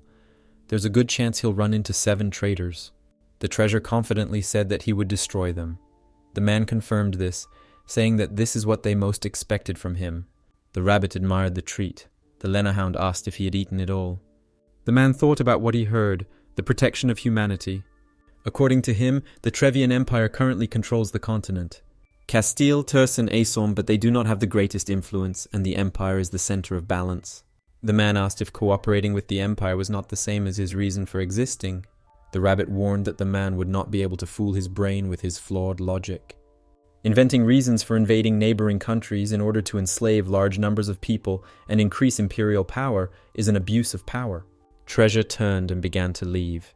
For now he would close his eyes to this, but if he noticed that the Empire would go against the interests of the people, his blade would be directed in their direction. The man explained that these are all politicians and people are in a difficult situation. Although, according to him, such a thing might seem unimportant to the guy. By the way, Kalos asked why, of all the people, Lenorhound was here. If they wanted him to fight in the war, they should have sent Freda instead of a man. She would have at least had a 1% better chance of convincing him. Lenorhound noticed that the rabbit was the only one who called Commissioner Deeptooth by name. The man stated that she had encountered some kind of problem, as had the Crimson Crow Squad in general. Treasure was shocked by what he heard. The mission failed and she was seriously injured. They are trying to patch her up, but it is not yet known when she will fully recover, and whether she will be able to. The man did not confront him with the fact earlier because he did not want to bother him. The rabbit did not believe his words. He considered it impossible. Freda is not weak. He wondered what kind of task this was. The Lenorhound looked into the distance. He said that these were human affairs and asked the rabbit if it interested him. Treasure clicked his teeth. At that moment, a bright light appeared near his hand. The rabbit created a huge weapon. The hammer was several times larger and taller than him. The guy threatened the man not to change the subject because he was just the cardinal's hunting dog. Treasure ordered to let him in on the details of the task, otherwise he would now grind everything into dust, including him. The man looked at him seriously. He admitted that her task was to open the ancient gate found in the 3rd Eston mining camp and become a vessel for the treasure. The sounds of battle could be heard in the quiet village. Elijah stood before Aaron. It seems that normal damage will not be enough. The guy slowly began to turn into a demon. The girl reflected on the feeling of anxiety she had felt from the window. It was connected with him. Something evil was oozing out of his body. It was getting stronger, as if it was about to burst out of him. The girl tried to pacify him with ordinary means, but it seemed that this was a special case. She took off her cloak. The crowd watched what was happening in silence. Luda realized that things were really bad. He ordered everyone to retreat. Finn did not understand what was going on. The boy asked what was wrong and why things were bad. As they ran, the man explained that he simply hadn't seen Ilya fight seriously. When she starts using her powers, it's best not to be around. Elijah prepared for a serious battle and took up her position. The girl used Ashri's triple slash, a series of quick strikes. Then the titanic cut came into play and was visible beyond the village. Aaron realized that something was wrong. Something has changed. Ilya swung again. The second blow sounded, a snake whip. It was a move that almost got the guy. At that moment, Aaron realized that he would not be able to avoid it.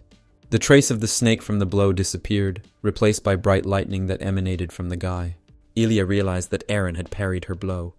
Lightning was everywhere, and they hit the roof of the neighboring house. Finn called the girl. Suddenly, a pile of debris and stones began to fall on the boy. Elijah turned towards him and noticed this. Aaron stood near a large tree. It was dying. The boy addressed the Toa. He still clearly remembers the last moments with her. The boy looked at his hand and thought that the treasure was to blame. No, it wasn't. It was all his fault. Aaron turned around at the voice. Someone sneezed and asked what he was. A fair-haired figure leaned against a column. The white crow Freda asked why he refused to be useful to the world and rejected the vessel. She was surprised that he managed to refuse it at all. The guy looked at the girl. Aaron approached her and asked if she knew anything about the treasure. The guy was sure of it. Freda replied that she thought she knew, but what her self-confidence cost her. The guy started talking about the prisoners and how she killed them all, even the innocent children. Aaron asked the reason furiously. Did this monster really need a sacrifice? The girl confirmed this. However, it made no sense since he was the vessel, not she. Freda asked what he had to sacrifice to become him. Aaron got angry at her question. He grabbed her clothes sharply and pulled her towards him. He said that he never wanted it. He asked what he had to do to get rid of it. The girl repeated his question. Get rid of the treasure. Her laughter echoed throughout the silence of the forest. The fact that he says such stupid things only proves how little he knows. Freda continued to laugh. She did not understand why he became a vessel. Sometimes God's will is impossible to understand. Perhaps it was never possible for one as defective as she was, even though she had been a servant of God all her life. Perhaps she was too impudent, wanting more than she deserved. She thought that by sacrificing her soul she could gain a real body. Aaron stood his ground. She had to tell him everything if she didn't want to die. How can he get rid of this? The girl replied that she did not know. She only knew that he could not die even if he wanted to, and that he was no longer human. The boy couldn't stay on his feet. Freda continued. He may be conscious for now, but who knows how much longer he can. However, the girl could not send him away like that. She told about a man who knows how to control treasures. He will be able to help Aaron. In Harajin, in the northernmost part of the continent, there is a village that is home to all the people with mysterious abilities. There is a wise man there, Josun, who may know something. Aaron remembered these words. It doesn't matter whether it's true or false. He has no choice. Something hot hit the guy's head. He screamed in surprise. The guy in the pink kimono next to him realized that he had woken up. He was happy because he had not yet lost his healing skills. The man at his side did not want to upset him, but it seemed that it was not because of his skills, but because it was too hot. Aaron washed his face with cold water and still looked at the couple in a daze. The guy only just managed to realize that something was wrong here. He did not understand where he was now. The gentleman looked intently into Irina's eyes. Still holding his chin, he asked the boy's name. He let Aaron go. He still didn't understand anything. The gentleman turned away and said that he did not know such a name, but judging by the boy's golden eyes, one could assume that they had the same ancestry. Aaron remembered the battle with the white-haired woman. The guy in the kimono asked him if he knew his name. He heard that Aaron had climbed over the wall and was causing a ruckus to find him. Aaron asked the boy who he was. The gentleman considered this rude, since the elder had asked the question first. He introduced himself. His name is Josun, and he is the leader of Harajin. Aaron stood at his chambers. The boy was surprised that this child was Josun. Josun was impressed that Aaron was able to find him at the end of the world. He wanted to know why. The gentleman drank the alcoholic drink he had poured earlier in one gulp. Aaron didn't understand what exactly the guy wanted to check. The gentleman asked him what kind of monster he was. Suddenly his power took over Aaron's body and he was bound. While the boy could not move, the elder tried to figure out what was in front of him, a vessel or a treasure. Josun stood in front of him with one arm outstretched and continued to restrain him. Dee began to notice something. She laughed with Aaron and considered this spectacle pathetic because the guy could not resist such an elementary trick. Treasure offered his help, but Aaron immediately told him to shut up. Under this pressure, the boy was sure that he could withstand it. After all, it was nothing compared to what he had experienced. Josun looked at him thoughtfully. Suddenly, the ceiling in the house collapsed with a crash. A blonde woman landed on the floor. While Josun didn't know what to say, Aaron immediately recognized Ilya. The elder asked her what she was doing up there. The girl replied that she had no intention of hiding. She tried to justify herself by saying that the beams were old and not that she was heavy. Ilya asked her brother if he was going to harm Aaron. The girl wanted to explain to him, but Josun sighed heavily. He reminded her that he had asked her to wait outside and not to rush and act rashly. The elder said that he was only checking his condition. According to him, something inside Arena does not wake up even in such situations. According to his words, despite the fact that there is evil inside the guy, he still does not lose control of himself. Aaron thought so. He asked if Josun could determine his condition. He was told that Josun had the ability to suppress the power of the treasure. Aaron confidently said that he had come here to learn this. While the gentleman was trying to pour himself another drink, the sister took the bottle from him and told him to stop drinking. Josun looked at him thoughtfully and said not to rush into it. The master still doesn't trust him, and if the boy hadn't saved Finn, he wouldn't have bothered with these checks. During the battle between Aaron and Elijah, rocks began to fall on the boy. Ilya noticed this while Aaron was standing behind her in a state of transformation. The guy was still in his right mind. He moved with lightning speed to the place where Finn stood. Luda and Ilya ran to the pile of rubble. The girl looked down in surprise. Under them lay a boy and Aaron, who managed to protect him and cover him with himself. Ilya and Josun looked at the guy seriously. Aaron thought about what had happened. It was unintentional. Most likely he had saved it while his mind was in the grip of the treasure. For a moment the boy remembered the silhouette of his sister. Josun admitted that he saw something like this for the first time, even though he had lived quite a long life. He stated that once the connection was established, it would be impossible to find any trace of the original vessel. The elder was certain that due to some exceptional circumstances, he was able to maintain self-awareness. It had been a long time since he had such a curious object for research. Josun asked the boy what had happened. Aaron began to speak hesitantly and thought as he walked what to answer. The guy said he couldn't answer that until he helped him. In his thoughts, Josun considered this attitude and behavior to be rude. The gentleman said to listen to him, because this power is not something that can be shared so easily. He asked the boy why he needed it. Josun asked what his goal was. Aaron took hold of his clothes and replied that his only aim was to get rid of what was inside him and destroy it. A fair-haired figure sat on the cold floor. Several wires were attached to the girl's back. Deep Tooth was spoken to and turned her head towards the source of the voice.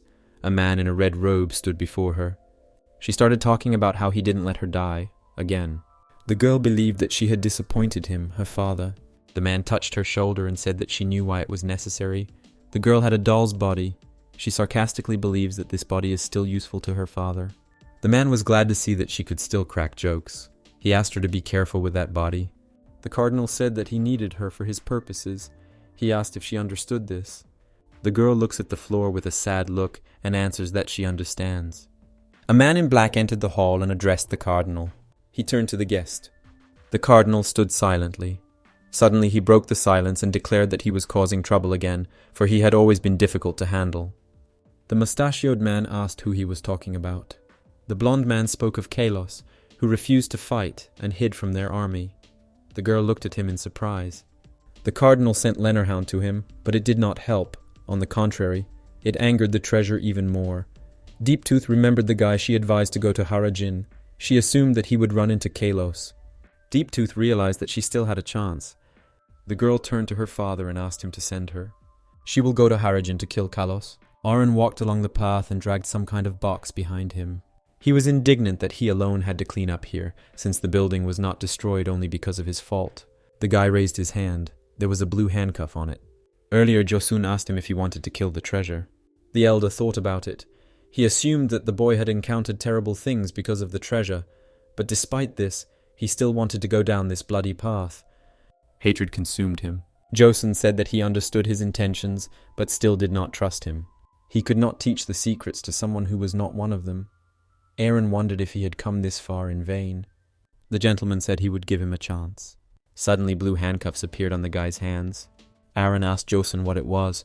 He explained that these were handcuffs from his magic, and they could not be removed by physical force. The gentleman stated that 8 residents would receive from him something that would free him from these handcuffs. Aaron has 2 weeks to win the trust of these people and get from each of them what Josun left as collateral. After that, he will be free. The boy was unhappy with his task and the fact that he had handcuffs on his hands again. His past was connected with them. He ordered them to be removed. Josun repeated that he gave him a chance. Now Aaron can live here and communicate with the locals. Because of the handcuffs, he won't be able to use this power. The elder ordered not to go beyond the village. If the boy does not escape and successfully removes the handcuffs, he will be able to learn to control the treasure. 2 days have passed and Aaron still hasn't found the people he needs. He can't even remember their faces. The guy didn't understand how he was supposed to find all 8 of them in such a large city. He couldn't just stop everyone he met to get information. Aaron noticed that although the handcuffs looked normal, he felt calmer in them, and he couldn't hear Dia's voice. A boy approached him from behind and suggested that the boy was not yet accustomed to everything. Aaron turned around. Finn heard that these handcuffs can restrain a spell. The guy meanwhile didn't understand why this kid was following him. After what he said, Aaron understood why he could no longer hear the voice of the treasure. The handcuffs were used to prove Aaron's worth as a citizen. Luda told Finn that this right allowed an outsider to become a citizen of the city, and most adults went through this. The boy remembered that he had not introduced himself. He knew Aaron's name. Finn thanked the guy for saving him. He initially thought he was an enemy since he fought Ilya. Aaron stood up silently. The boy assumed that the guy knew little about the village and offered his help, since it was necessary for the initiation rite. Aaron did not answer and silently collected the remaining fragments. The boy felt awkward and shouted at Aaron to stop ignoring him. The boy finally started talking. He said that he saved him not because he cared, but in order to get closer to Josun. Aaron asked if he looked like someone who would want to live in such a village. He would leave this place as soon as he got what he needed. The guy told him to stop pretending to be his friend and leave. Finn was enraged by this and kicked Aaron while his back was turned to him. The boy hid behind a column and mocked the guy, and the guy threatened to kill him. Finn turned around abruptly, looking offended. While Aaron was still angry, the boy said to follow him, because they needed to go somewhere. There were red-hot knives and nails on the anvil. There was burning coal in the oven and steam was coming out of it. Aaron and Finn were in the forge. The boy looked at the worker and noticed that they were hitting a hot iron with another iron. Looking at this, he understood the essence of the manufacture of their weapons. As the boys passed by, the blacksmiths noticed them and paid attention. The workers looked intently at Aaron and did not understand what this demon was doing there. Suddenly the boy noticed something huge above him. It was a huge mechanism. Aaron did not understand how people were moving this huge piece of metal. Suddenly, someone's voice interrupted his thoughts and ordered him to leave immediately because this huge plate was descending. With a loud sound, she pressed the slab beneath her. A fair-haired woman, holding a huge piece of iron, explained that it was dangerous to be near the slab while they were working. She admitted that she sometimes screwed up too. Ilya greeted Aaron in their rather nice forge. While the girl was explaining the purpose of his visit, namely that she thought he was bored, so she asked the boy to bring him here. The guy was shocked by her strength with such a physique. Aaron couldn't believe that he was actually fighting this woman. He was suddenly afraid that she would want to beat him up, and he wouldn't be able to use his powers because of the handcuffs. The guy tried to sound confident and hesitantly told her not to order people to go back and forth, and if she wanted to say something, then let her say it here and now. Ilya agreed with him and decided to finish the work first and talk later. She tried to lift a metal pipe. Looking at this, Aaron found another reason to get rid of the handcuffs. The guy was holding an iron figurine of an angry little man in his hands. Ilya said that she made it only yesterday, and maybe it looks a little sloppy. She thought that the figurine was somewhat similar to Aaron. The happy girl asked if he thought the same about her welcome gift. Aaron said that this was not so, and in front of the happy Ilya, he threw out the figurine. The guy didn't understand why she was ready to kill him at their first meeting, but now she was behaving like a completely different person. He asked her if it was her brother's order, and complimented her by saying that she pretended well. The girl smiled and said that his imagination was running wild. With a huge hammer in her hands, Ilya sat down and explained that fighting wasted energy and that they were no longer enemies. It was an opportunity to get along. The girl suggested that maybe the guy would get the opportunity to live here just like her. Aaron looked at her in surprise. Ilya said that there were wonderful people here and that he would like them in time. The guy still didn't understand what she was talking about. Aaron doubted the seriousness of her words. The girl admitted that she invited him here to chat because every time she tries to start a conversation with someone, they run away from her. She then quickly began to tell him about Josun and her team, namely that Luda is a pervert and Lumi is a reliable guy, even though he looks like a girl. Then, without stopping, she began to talk about relationships and question Aaron. Quickly switching the topic, she began talking about her hobby and weapons. The next topic was captains and initiation rites, and then she talked again about how they would definitely get along. Aaron still couldn't process this rapid flow of information. The guy sat silently and did not understand how it was possible to speak so quickly. While the girl did not stop talking, Aaron complained about why he was having to deal with all this and whether all women were like that. The boy remembered the only girl he knew, his sister. She was completely different. Suddenly someone called Elijah, and she immediately went, hitting Aaron with an iron hammer.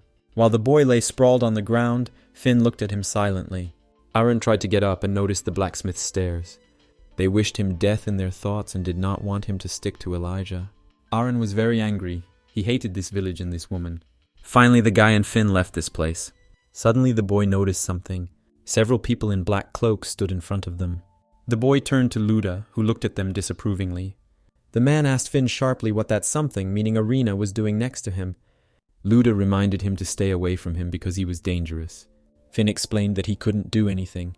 The elder told him to keep an eye on the boy. The man said that he was assigned to keep an eye on things because he had not yet known fear and had not experienced it himself. Suddenly, Luda pointed his finger at Aaron. The man said that each of them knew that he was a treasure. He believed that they had let in a wolf in sheep's clothing that would swallow their village faster than they could react. While the guy silently looked at them, Luda continued talking about a possible catastrophe because this had already happened. Aaron clenched his hand into a fist. The man noticed it. Luda began to talk about the proof of a permanent resident of the ancients. He asked the guy if the monster could really live among people. The man approached the boy.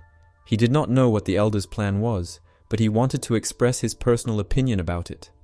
He was sure that Aaron would not win the trust of any person, because in this village there was no one who would like him. Luda turned away and began to walk away. He advised the boy to leave now, before he was stabbed to death in the middle of the night. The guy began to look around, and everywhere he noticed the hostile looks of the local residents. Aaron looked in the other direction, but saw the same picture. They looked at him warily. The boy thought about how these stairs always made him feel uneasy, and now he understood why. Finn was shocked that Luda now sounded like a completely different person. He thought about the terrible memories of the treasures of each of the village. The elder knew that this would happen, and therefore set such conditions. Aaron realized that everything was done to make him give in. The guy decided that he would definitely get out of the handcuffs and find a way to control the treasure. Mount Rosetta, 120 kilometers north of Harajin. A camp is spread out on the plain, completely covered in snow. The woman asked how much longer they planned to waste time here. Deep Tooth thinks that they need to leave this mountain before sunset. They need to hurry to meet Kalos as soon as possible. A man in uniform stood in front of her. He put his hand on the table. He turned to her and explained that they were doing their best. He asked if it was easy to travel continuously through the snowy mountains for several days. The man said that the troops were at their limit, so they would set up camp here until the storm passed. He advised the girl to rest. She looked at him sternly and wondered if this was all the Imperial army could do. A huge tree fell in the forest and someone's voice said to be careful. A man in a black uniform cut down a tree. He had a tool with a red blade on the end. He ordered to cut down all the trees here because they needed to collect as much firewood as possible. The workers were smoking and discussing their situation. One of them dreamed of warmth and comfort, and he also noted that they had not yet seen a single animal. The second man said that it was all because of the commissar's woman. The worker agreed that it would be a good idea to go back and rest. Suddenly his partner noticed something coming from the forest. It seemed there was something in the forest. Maybe it was an animal? A huge figure in a grey cloak stood before them. It was the gardener. The two banks were connected by a fast river. The boys were sitting on one of the banks. Aaron asked Finn how much longer he was going to pursue him. The boy explained that he was doing this not because he wanted to, but because it was the elder's request. He was looking after him. Aaron was irritated by this. He told him not to worry because he was not going to do anything like that. Besides, the boy thought that if the elder wanted to keep an eye on him, he shouldn't have sent someone like Finn, because if something happened, the kid definitely wouldn't be able to handle it. The boy turned away in irritation. Finn couldn't stand it and got angry because he called him a child again. The boy believed that he had been recognized as a soldier and was already an adult. In response, Aaron mockingly repeated this because he did not believe his ears. Finn was indignant because Luda said that by killing a man he became a soldier, even though he was 12. The boy declared that this was just the beginning, and once he improved his sword skills, he would kill many enemies. Aaron looked at him seriously. Finn was sure that one day he would become the best soldier, just like Ilya. Aaron began to slowly get up. Suddenly the guy grabbed him by the neck. Finn could not get out, and with a trembling voice said to let him go. Aaron let him go and he fell to the ground. The boy turned away. Finn tried to clear his throat. The boy asked if the guy was trying to kill him. Aaron asked if he was afraid. After all, if he wanted to be a soldier, he had to be ready to accept death at any moment. The guy said that he could be killed by a fellow soldier. If he is ready to kill, then he needs to prepare and be killed. Finn screamed at the top of his voice that he was a monster. The boy did not understand what he had done to deserve this. The boy replied that he had done nothing. Aaron admitted that he simply didn't like the look on his face. He said that many people had died at his hands, but unlike him, he never felt joy about it. Their faces are constantly in front of the guy's eyes. This makes him feel uneasy. As he was leaving, the guy asked who else was a monster, since Finn could still laugh because he took someone's life. Aaron moved away from the boy and walked along the shore. Finn squeezed his trembling hand. He remembered the soldier he had killed recently. Tears came to the boy's eyes. Finn fell to his knees and burst into tears. He did not consider himself guilty because he had no choice. The wounded Deep Tooth clutched her wound. She didn't think any of the traitors would show up here. Black smoke continued to come out of her wound. The girl did not know what kind of ability it was or how to stop it. The commander's opponent was one of the treasures. She wondered if she could make amends for her guilt by getting rid of him. On a tree with a cut branch, a red arrow was visible, indicating the way. The rabbit did not know where to go and bent his fingers, choosing the next option. Suddenly, Kalos decided that he should go there. He was sure of it, because he had a good feeling. Treasure happily jumped in that direction, with the plan not to turn back and go only forward. He decided that he would definitely get out of this mountain. The hour of his wanderings had passed. He returned to the mark he had left earlier on the tree. Suddenly, Kalos remembered that the sun would set in the west, and he needed to descend in its direction, since Trevian was in the south. But the treasure found that the sun was covered by clouds. He regretted that he had not taken a compass when leaving the camp. Suddenly, the rabbit became angry and called himself an idiot because he wanted to rely on a thing made by people. Kalos walked forward confidently. He considered it humiliating to wander around this place. He didn't need help. He would get to the capital on his own and beat Lacris's face. Another hour later, the treasure was back there, near the marked tree. He gave up and finally decided to ask someone. He consoled himself with the thought that there was nothing wrong with asking for directions. The rabbit decided to look for someone here, because there must be someone here. Suddenly the guy noticed someone in that direction. Treasure noticed that the cup was missing. He did not understand what had happened. Someone's body was lying in front of him. The rabbit put his hand on it, and thus healed the person with his powers. Treasure told the man to breathe deeper, and he tried. Kalos stopped the bleeding and gave him some magic. According to him, the fever would subside and soon the soldier would be able to move. Treasure noticed that his wounds were rather strange. He wondered why the soldier in Trevian's uniform was the only one here. Could he be a deserter? In any case, the guy decided to ask him for directions. He told himself not to be embarrassed and to look confident. The treasure stuttered and said that he was lost. He didn't have time to finish speaking when the soldier interrupted him. The man said that they were all dead. The rabbit looked at him worriedly. The soldier held his wound and said that the monster appeared out of nowhere. He and his comrades fired at it, but nothing happened. In the end, they had to flee. He took the treasure by the shoulder. The man shouted that they needed to run quickly because the monster was coming for them. Deep Tooth ran away from a huge forest creature, the gardener. She used her technique and red lightning flashed around. They attacked him. But it didn't help, even though the commander struck him with scarlet thunder at full power. The gardener swung his blade at her and seemed to hit her back. The girl was falling down. It was her third encounter with treasure, but this one was rather strange. She did not feel any spell or malice. The commander tried to catch her breath. It seemed to her that the treasure was like a ghost. She could hardly breathe and didn't know what to do next. The treasure was already standing in front of her. The black smoke continued to spread throughout her body, causing suppuration on her skin. Deep Tooth assumed she had no other choice and decided to rip off her infected arm. The gardener swings his rusty cleaver sharply. The girl was able to dodge his attack. With lightning speed, he delivered another series of blows. They surrounded her and wounded her without her noticing. Suddenly her body fell apart into pieces. The girl's limbs lay on the ground. The gardener looked at her remains. He touched the blade to the head lying on the ground. The real Deep Tooth was standing behind the tree behind him. She was lucky that the bait was activated in time. The girl wondered if he fell for it. The commander held her hand. She decided to wait here because if she let the cup fall to the limit, the treasure would have no chance to find her. The gardener froze. Deep Tooth was still hiding behind the tree and was watching him unnoticed. At that very moment, the treasure dissolved into thin air and disappeared. Before she could turn around, his hand was almost reaching her. Treasure slammed the girl into a tree. He held her by the neck, pressing her to the bark. The commander did not understand how this happened. She thought that the treasures could track people only by their charm. Black smoke filled the air around her. The girl was so close. She just needed to touch, but she couldn't. She felt like she was dying. The commander smiled. Suddenly, someone ordered Deep Tooth to be released. A giant hammer cut down the tree and its power hit the gardener. This blow was so strong that it touched trees several kilometers away. This sound was heard throughout the valley. Among the broken branches and plants lay the body of the treasure. The rabbit turned to Freda and asked if she was okay. Kalos took her in his arms. The girl was still shocked by his arrival. Treasure asked what she was doing there, since she had been badly hurt and had been treated in the capital. He was glad that she was okay. Freda groaned in pain. Black steam was still oozing from her body. Treasure realized that she was in pain and decided to heal her. He put his hand on her, from which a bright light was visible. But he didn't have time. The air was filled with sharp attacks again. The girl shouted at the rabbit to run.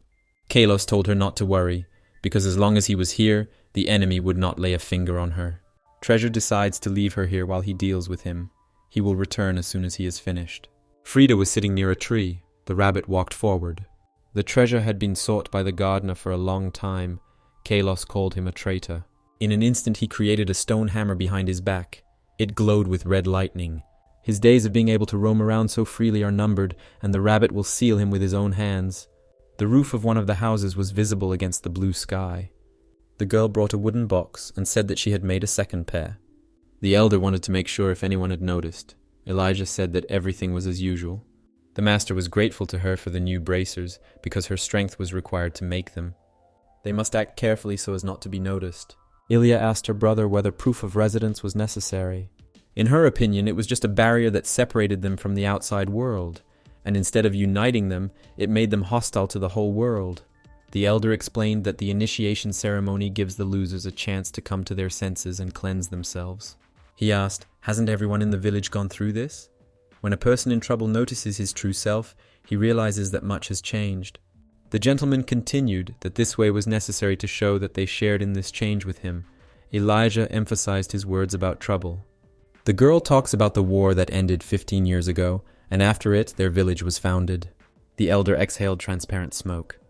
They have been through so much grief, and all share the same pain. In his opinion, wounds do not heal so quickly, and in order to survive, they forgot about the past. Elijah said that this did not apply to her. The girl thought, all because she knows nothing about the war. She still can't remember anything that happened 15 years ago. Elijah wanted to share her memories with at least someone, despite the fact that they were painful. The elder irritably told her not to talk nonsense, since he had asked her many times to consider it a blessing. According to him, there are many truths in the world that should be forgotten. This truth is not worth knowing. Suddenly the ground beneath them shook. Ilya looked out the window. The girl looked excitedly in the direction of the sound. She felt strong streams of magic and how their sources intertwined with each other. The girl turned to her brother. The elder was shaking. He began to guess what was happening. It was nothing other than a battle between treasures. The gentleman remembered that he had already experienced this horror 15 years ago. Since then, it had never left him. A fierce battle raged between Kalos and the gardener. Maple attacked him with his blade. Before he had time to land, the rabbit was ready to swing. A stone hammer was approaching the gardener. Another noise was heard in the forest. Maple stood before him again. The gardener repeated the series of blows again. They were in the air. The rabbit swung at him again. Freda watched from the ground. The earth trembled. The fight of two treasures has a destructive force. Kalos couldn't understand how the enemy was still alive after so many blows. He analyzed the situation and realized that he could use his hand for both attack and defense. Suddenly the battlefield was covered with black steam. Freda knew not to let the smoke get to the rabbit. Kalos was confident that this smoke would not harm him because his body was 99% diamond and could not rot. The rabbit broke his hammer in half. Now the treasure had two weapons. He attacked the gardener with them. Kalos separated them. The gardener was nowhere to be seen. Treasure noticed that the enemy's spell had become more frightening. He realized that this was only the first form, and this was his true power. The black hurricane burst out. He began to approach Freda. The rabbit noticed this. The blackness began to hiss even more. The girl did not approve of Kalos's actions. Treasure covered her with his body. Deep Tooth told him not to do it. The rabbit absorbed this power. Freda rushed towards him. If he gave in now, it would be the end for her. The treasure continued to take damage. Kalos was sure that everything was fine. He would somehow survive. Treasure hugged Freda and asked her if she was worried. He couldn't lose with her looking at him. He hadn't shown his full strength yet. The gardener stood a few meters away from them. Rabbit was sure that he too had not yet given it his all. The enemy thought because he did not understand. He asked why he was protecting her, since she was just a doll in human form. The gardener said that the rabbit's actions did not comply with the first rule of protecting people. Kalos asked if this was a provocation. The rabbit reflects his words, saying that Freda is a human being because she has a heart and a brain. But in his opinion, the enemy does not know this, because he only knows how to kill. The gardener asked if this meant being human. He said that he had noticed how much it affected the treasure. Klen was sure that this form of love for people spoils treasures and makes them look like fools. Kalos got angry and ordered him to shut up and settle this all in battle. He was ready to fight with all his might. Rabbit assumed that they were both tired of fighting with just their hands. Treasure looked at his opponent with confidence and wanted to settle everything once and for all by taking his true form. But the gardener turned and started to leave, saying that there was no time for this. Kalos could not accept this. Klen explained this by saying that they are incompatible and the fight will not be easy. Their fight result may be ineffective. Treasure left and suggested that the rabbit find someone of his level if he was so eager to fight. Kalos thought he was running away out of fear. Did he think he would just let him go? The gardener said that if he continued to follow him, he would engage in battle. But he didn't want to because one of them has someone to protect and something to lose, and he has nothing. Kalos with weapons in hand and Freda remained standing, watching the treasure leave. The rabbit began to absorb his hammer, and it dissolved in his hand. Treasure replied irritably that today was not the best day for that. He smiled and looked at the girl. This time he would let him go. One of the village houses stood against the evening sky. Aaron walked down an empty street. He thought about the strangeness of this village, and how the streets looked so much alike that he had no idea where he was. The boy scratched his head. It was already dark, and at this rate he would not have time to return home, and the locals were still avoiding him. Perhaps the child was right, and he would not be able to wander here without him. He remembered their quarrel. The image of a boy crying on the bank of a river also appeared in his head. Aaron thought about his stupidity in interfering. He didn't have time to deal with other people's problems. The boy continued walking down the dark alley. He thinks it is necessary to concentrate on his business because he is here to learn how to control the treasure. You can't get attached to anyone. By the way, he didn't know if he could learn anything from the locals. He was interested in another possible way to get rid of the handcuffs. Suddenly the boy noticed a silhouette standing in front of him. A grey-haired man with a straw in his teeth looked at him gloomily. He called Aaron a monster boy and asked if he was lost. The guy remembered him. He was one of that group. The stranger spoke of snow in the north, but today the sky is clear with lots of stars. He called it a wonderful night to die. The man drew his katana from its sheath, its blade shining against the sky. The soldier was from the 1st Division of the 4th Detachment. His name was Heinkel. He called himself the man from whom he would accept death. The man told him not to be offended, because the guy himself was to blame for not listening to them. Aaron bent down to pick something up from the ground. He admitted that he was only interested in who he could fight. The boy held a stick at the ready and made a gesture for him to attack. The battle under the moon was the best opportunity for him to cheer up. The girl lay and again led a monologue. First about her brother, why he behaved like a child, and at such an age he slept with her. Then she spoke about Luda, and about what people turn out to be after years. She hoped for his understanding. Then Elijah asked about Lumi and his relationships and did not understand how she could not know such things about her soldiers. She thought about leaving the army. While the elder covered his ears trying to sleep, the girl told her brother not to fall asleep because she had something to discuss, and he was the best listener. The guy mentally asked her to stop because she never shuts up before bed, but his sister continued. Ilya asked his opinion about Irina. He listened to her, and she hoped that they would get to know each other better. The gentleman really wanted to strangle her, but he asked himself to calm down and wait. After some time, the girl fell asleep. The boy looked at his sleeping sister in surprise. He was shocked at how instantly she fell asleep. The elder sat in his chambers and looked out the window. Today he hoped to fall asleep early because he knew that she did not like it when everything happened behind her back. Blades and a stick crossed in a duel. The man swung for another attack. Heinkel attacked Aaron with 2 katanas while he blocked his blows. The guy dodged his sharp blow. The man barely managed to block Aaron's attack. But the guy swung again and his opponent fell. Aaron looked at him silently. The man thought that every blow chilled the blood. Heinkel analyzed him and realized that although he was not trained in sword fighting, he was quite good in combat. The guy clearly had a lot of experience. The soldier looked at him tensely and wondered if the boy was not forbidden to use the power of the treasure or the charm. Aaron was approaching him, ready to strike again. The guy attacked him, and the opponent blocked his weapon with a blade. Aaron threw another strong punch, but he was able to block it. The man could barely keep up with him. He was overcome by the boy's sheer strength, and at this rate he could lose. Heinkel moved away from him, and Aaron was unable to touch him. The guy didn't understand his actions. The man decided that there was no time to relax and gripped the hilt of his sword more tightly. A soldier used an usher, a double cut. The man then launched a series of punches, calling his technique the swallow punch. The guy didn't expect such speed, and in a second his stick was cut into several pieces.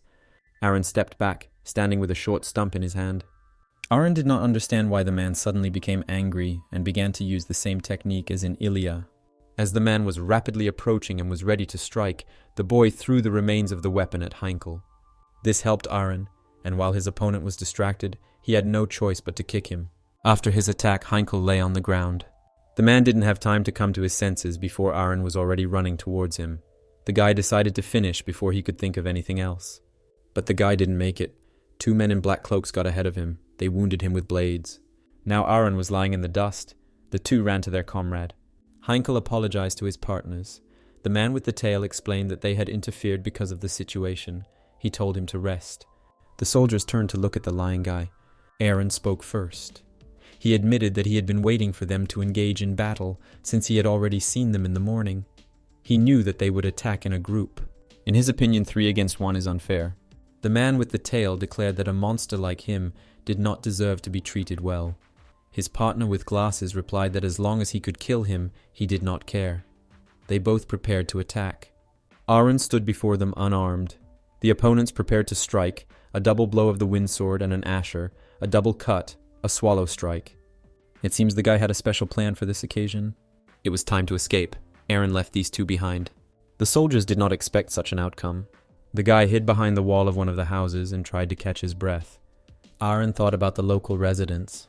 The boy noticed that everyone could use this ability related to the blade. He decided not to cross paths with them until he found out everything. Aaron remembered the past. Then he didn't care about his life and didn't think about it, but now everything has changed. He won't be mistaken. A guy decided that as long as he was alive, he had a purpose.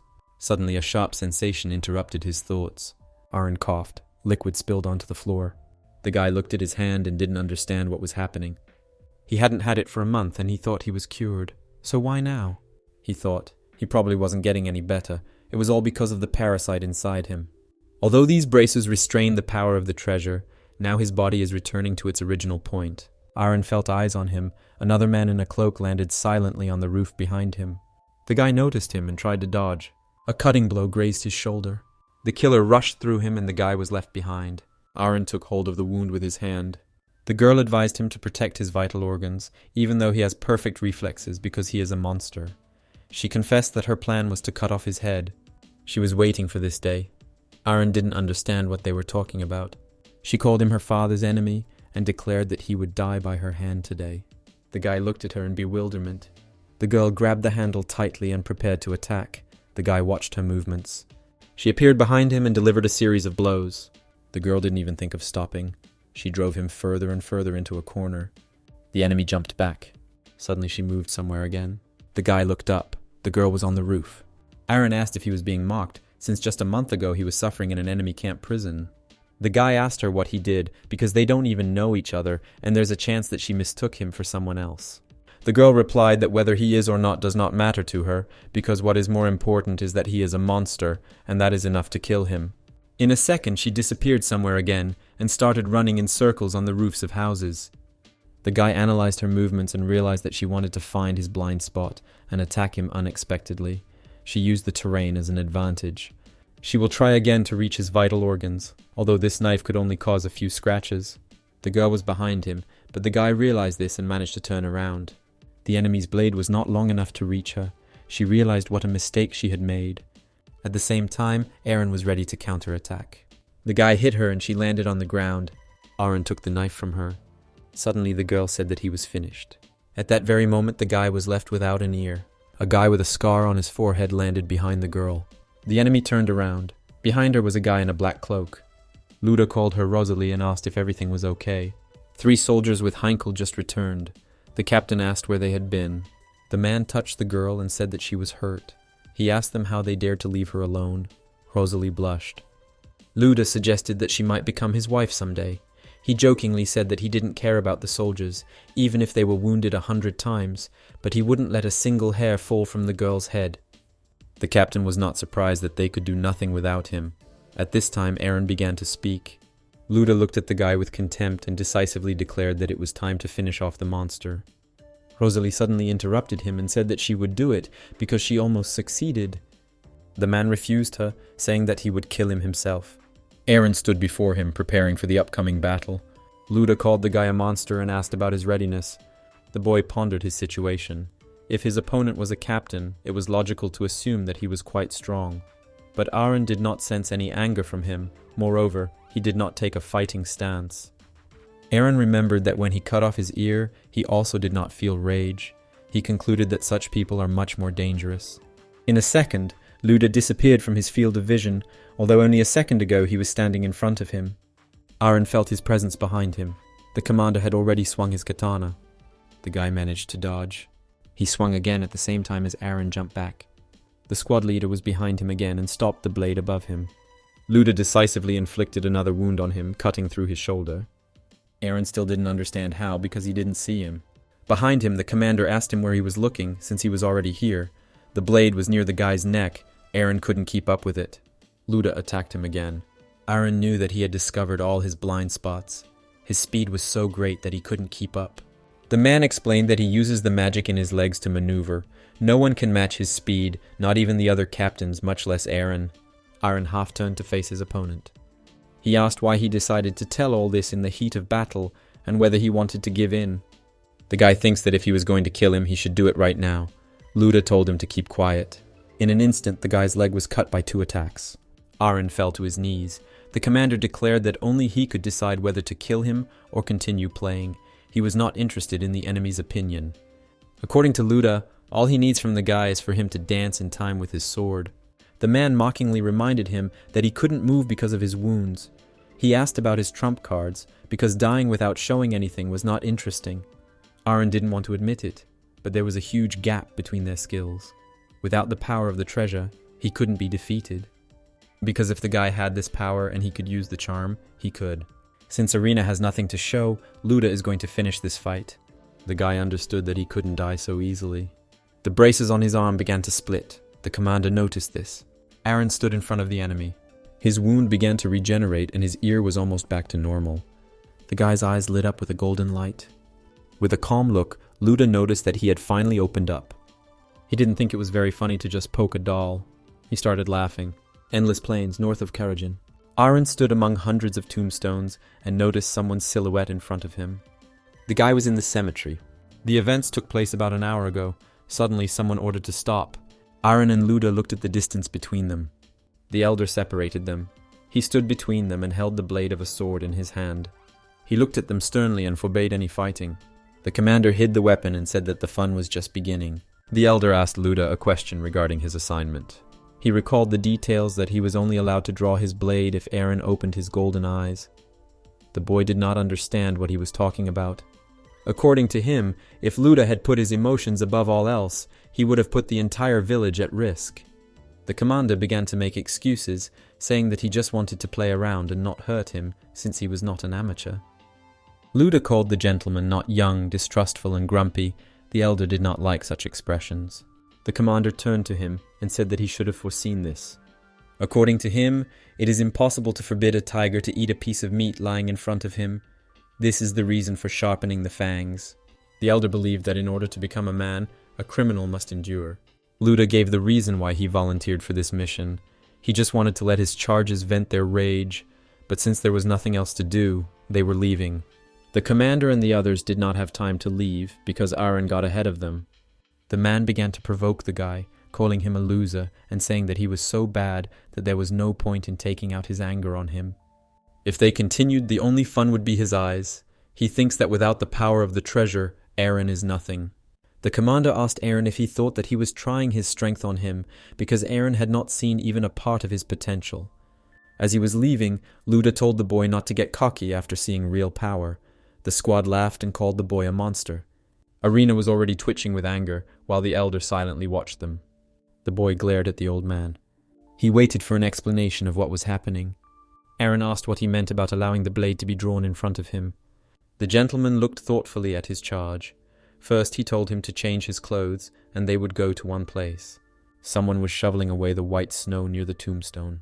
Aaron impatiently asked the elder why he was digging the snow if he had brought him here. The old man ordered him to calm down, because his family and friends could be lying here. He explained about the event 15 years ago.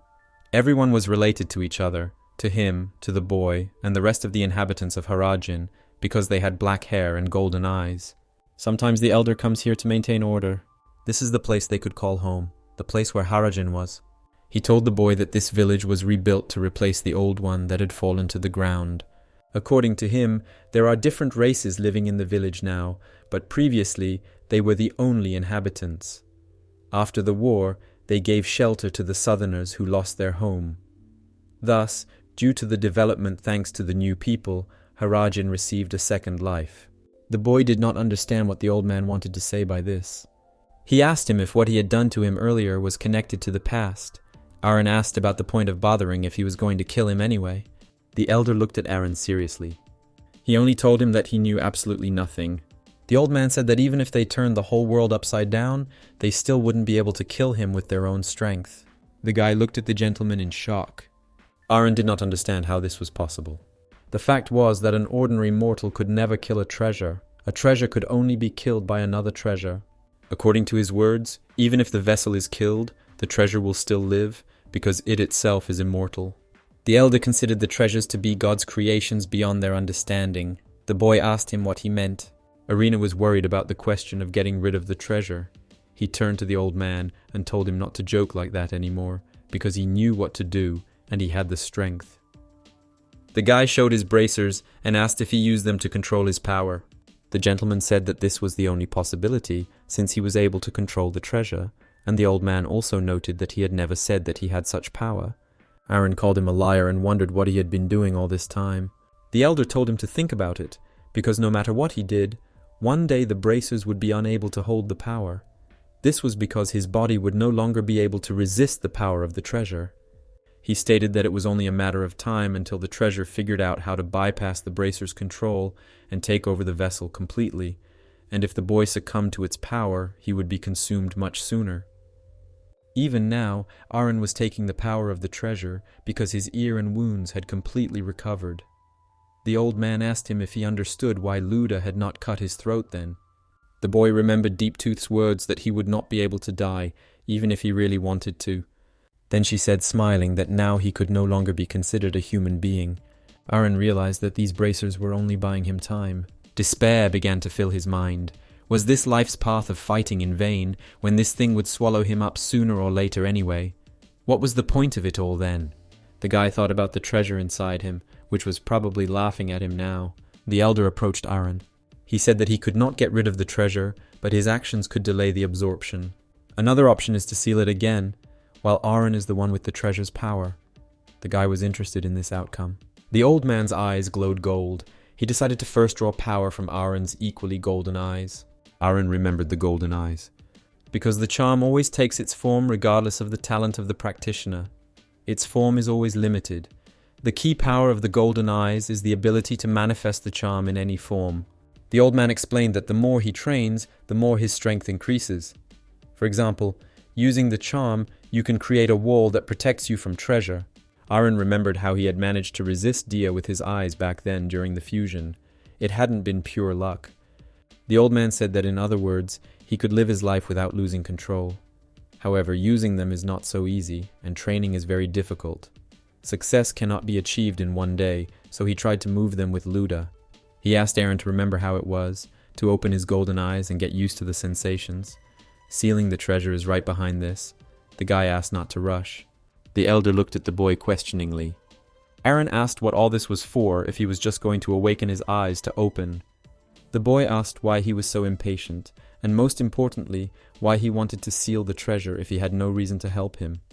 The elder explained that they had no more time to wait. He wanted to help, and Aaron was not the only one who held a grudge against the treasure. He said that despite the name of this place, Endless Plains, it was once the largest forest in the north. But due to an incident 15 years ago, one treasure turned everything into ashes. The treasure was called Valatro, the Flaming Clown. He is the strongest of all the treasures. Red flags were visible among the snowy wasteland. Someone touched the red cloak and asked if everything was okay. Freda replied that everything was fine. She told the rabbit that her body was 80% prosthetic, and when she replaced those parts, her problems with maneuvering would disappear. The commander wanted to hurry up with the road. They decided to go further. They missed each other a little. Kalos was going to go north, although they needed to go south. The girl turned to the treasure. Freda asked him where he was going and whether he was really going to return to the capital. The rabbit thought about going to the capital because everything was fine with Freda. Treasure explained that he wanted to inform Lakrisai of the current situation. The girl said that if it concerns her, then it is not necessary. She explained that she had acted of her own free will and that the cardinal should not be blamed for this. Kalos looked at her in surprise. He began to speak, but the commander interrupted him and thanked him for his attention. Even though these feelings belong to the vessel, she believes that the two of them should be separated. Kalos is shocked by what he hears. The girl hoped that he would remember this and act accordingly. Treasure came closer and assumed that she was here because she didn't want to see him. Freda looked at him blankly. She said it wasn't because of him. The commander reminded about the failed mission and her destroyed squad. To clear herself after the defeat, her goal was to capture Harajin. The girl stated that another treasure had awakened under the second Eston mining camp. It has shown itself to be a future devil, so it is close to becoming an enemy of humanity. He was last seen heading towards Karajin, which is why she joined the expedition. Kalos thought about what he had heard. He could not stand aside, because another enemy had awakened. He decided that the treasures must be stopped immediately. The rabbit declared that he would go with Freda to Harajin. The commander smiled grimly. In one of the houses, training in swordsmanship was conducted. This was the training ground of Harajin. The man barely managed to block his opponent's attack. Luda said that it was too slow and asked if he had had breakfast. The commander addressed everyone, calling them too slow. Now is not the time for this, because the war is not over yet. Luda was curious about what Finn was doing now. He had given his charges 10,000 exercises to do. Some of the guys were indignant about the number, and one of them said that Finn had been with a lady the night before. The commander threatened that if anyone stumbled, they would start over. Rosalie practiced swinging her sword. Suddenly, the girl's attention was drawn to the person who entered the area. She stopped training and froze. The man with the high ponytail turned to her. The others on the site noticed a familiar face. At the entrance in the sunlight stood a boy. The others in the house stopped and looked at him. Aaron watched seriously. One of those present turned to Luda. The man irritably walked towards the newcomer. Heinkel called Aaron a bastard and asked how he dared to show up here. He showed his displeasure by telling him to leave and stay away from them. The guy replied that he didn't come here to create problems. He explained that he had come to this place because he wanted to learn how to wield a sword. A moment earlier, the elder asked the boy if he should take off his braces. Aaron confirmed. He knew he needed to learn how to use his eyes and then seal the treasure. He asked if there was still a need to wear them. The old man looked at him silently.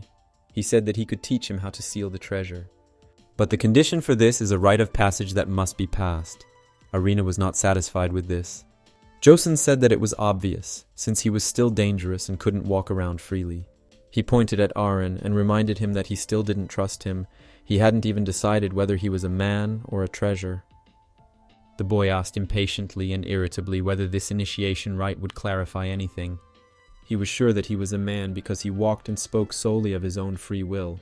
Josun asked him distantly if this was the definition of his humanity. He recalled the carpenters, blacksmiths, soldiers and farmers that Aaron had seen that morning.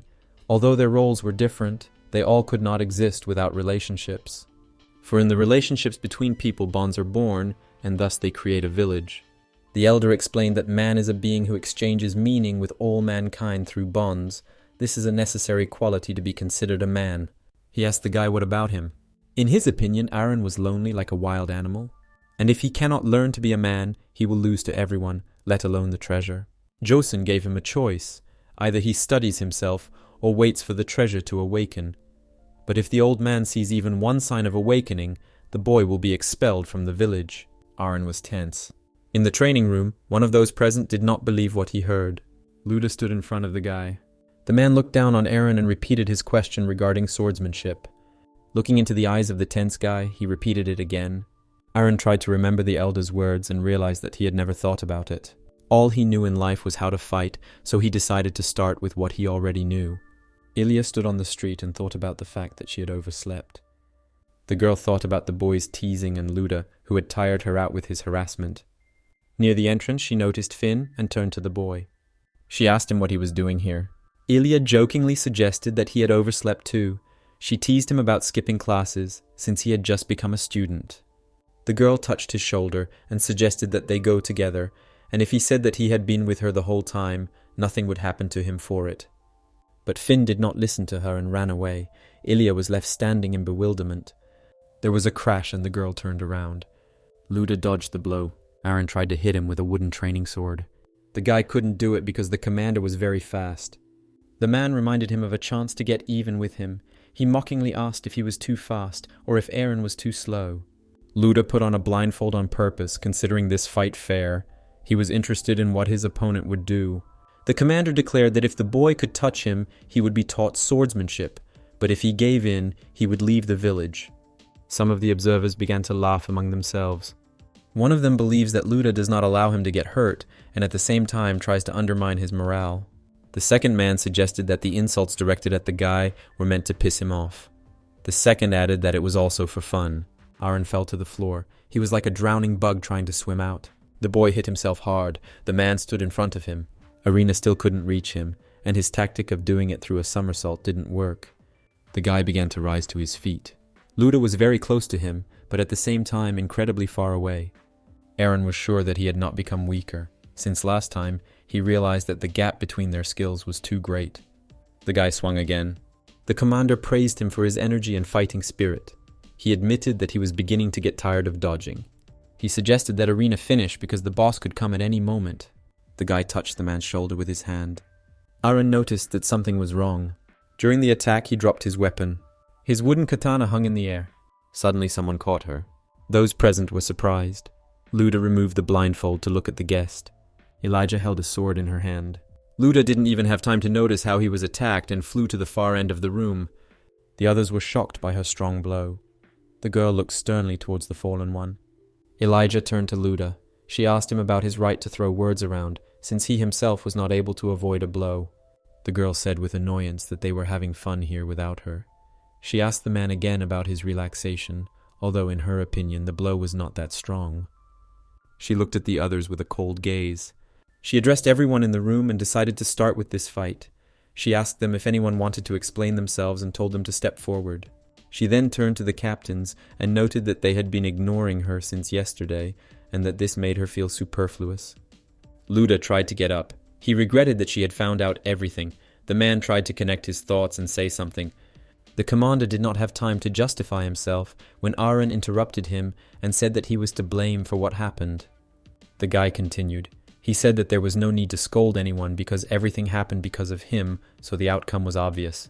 Aaron admitted defeat and himself spoke about leaving the village. Luda silently watched him. The guy silently turned around and walked towards the exit. Ilya did not understand what he was talking about and asked the guy to stop. Meanwhile, Lumi turned to the girl and said that he would explain everything. Aaron hit his forehead on the rocks. The guy called himself a weakling because he couldn't sleep at night because he was thinking about going here, and in the end it all turned out like this. He touched the stone wall. He didn't know what to do next. Suddenly his thoughts were interrupted by a painfully familiar voice. He thinks that Aaron is helpless without her. Tiny D was behind him, sitting on his left shoulder. Aaron turned around furiously and did not understand how she could speak again. Even so, Aaron can see the treasure. D greeted him and asked if the vessel was bored with her. White snow was breaking through the unfinished house. Aaron stood over the table and looked at his things. The guy stared gloomily at the bag. Dee admitted that she felt sad because she had no one to talk to all the time. Aaron looked at her with irritation. Treasure asked if he thought by any chance that Josun's bracers could hold her for eternity. It was a piece of cake, because in the opinion of the treasure, it was much more serious to be under an ancient spell. Suddenly the boy discovered that one of the braces on his arm had cracked. Treasure explained that because of yesterday's fight, the power of the bracers began to weaken because the boy opened his golden eyes. Dee appeared as a tiny spirit. She said that in time she would acquire her true form.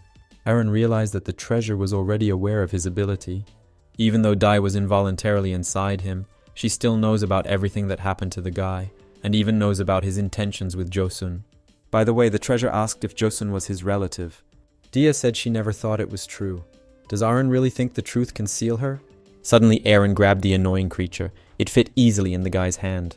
He admitted that his first thought was to tear the treasure to pieces, but he could not avenge the Toa by simply sealing her.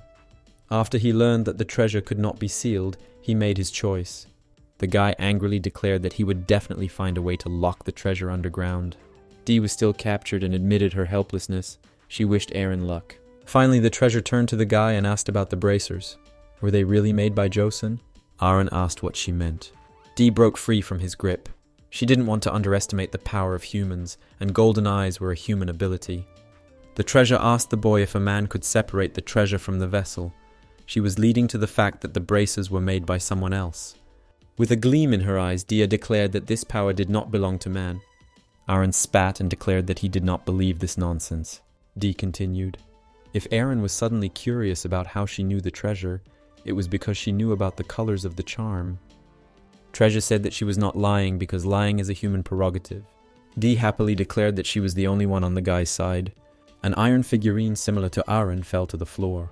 The boy bent down to pick her up from the ground. He thought about it. Aaron didn't believe Dia, but there was something really wrong with the elder. The boy just needed to find a way, even if it was with his help. And what worried Aaron more was the treasure inside his head. He didn't know if he could stand it. The boy continued to think until he heard something. He turned around. A man stood on the threshold of the house, leaning against the doorframe. Luda finally found him. Aaron looked at him darkly. The boy left the house. The man asked about his departure. The commander warned him about possible trouble, because in the north they say that it is dangerous to show up on the street after sunset, and it is better to leave during the day. Aaron sighed and stopped. He sarcastically called this decision noble. He kept his promise, and therefore told the commander to fuck off. Luda told Aaron to wait. The guy didn't understand what else he wanted from him. The roofs of houses and everything nearby were covered with a blanket of snow. During the meal, Luda asked Aaron about the northern mountains, since he guessed that he was there for the first time. The commander admitted that he was surprised to learn about the boy's homeland, despite his southern accent. Then the man asked him about his turbulent past. The man was shocked by his 10-year stay in the mining camp and admired his endurance for living there for so long. Aaron looked at him calmly, but there was something new in his gaze, and Luda noticed it. The guy admitted that this attitude towards him was strange after everything that had happened. He asked why this was happening if they were not friends. The commander lit a cigarette. He told Aaron to relax because there had only been a few fights. Luda admitted that everything had changed since yesterday. Aaron felt like he was threatening him like a monster. The man exhaled translucent smoke. Although Aaron sounded like a human, his impression of him was not the best. The commander began to think that the guy had changed after all, because he appeared out of nowhere and asked to teach him martial arts. The man was surprised by this decision. Luda said that if Aaron were a monster, he wouldn't have asked such a question. He laughed at him because he made a complete fool of himself. Aaron started to get angry. In any case, he asked the guy not to attach any importance to it, because he still wanted to see him as a human being. Suddenly something caught Aaron's attention. There was a pair of dark red shoes on the floor. The boy began to get up. He thanked Luda for seeing him off like a human being, but now it was time for him to go. Aaron spoke about the commander's comrade who should return soon. The man realized what was going on. He told the boy not to worry about it. Luda showed him the shoes and said that they belonged to his daughter. Aaron was surprised by what he heard. The commander grinned at the surprised guy and admitted that it was hard for him to imagine that someone with a mug like his could have a child. And yet, he lives twice as long as Aaron. Luda thinks the shoes are cute. They are made of leather by the most famous craftsman in Castile, his hometown. He won them from a drunken factory owner, and many praised him for giving his daughter her first gift on her 12th birthday. The man was sure that if she were alive, she would probably ask why he was keeping this old junk. Aaron looked at the commander in surprise. The guy lowered his gaze. The man began to drink alcohol from the bottle, washing down his grief. Luda said that Arena should consider it an honor that he was the first one to cross the threshold of this house, with the exception of his daughter. The boy's gaze became even darker than usual. He knew what it meant to lose a family. He didn't try to say that he understood his feelings, but he knew what it was like to have the whole world turned upside down.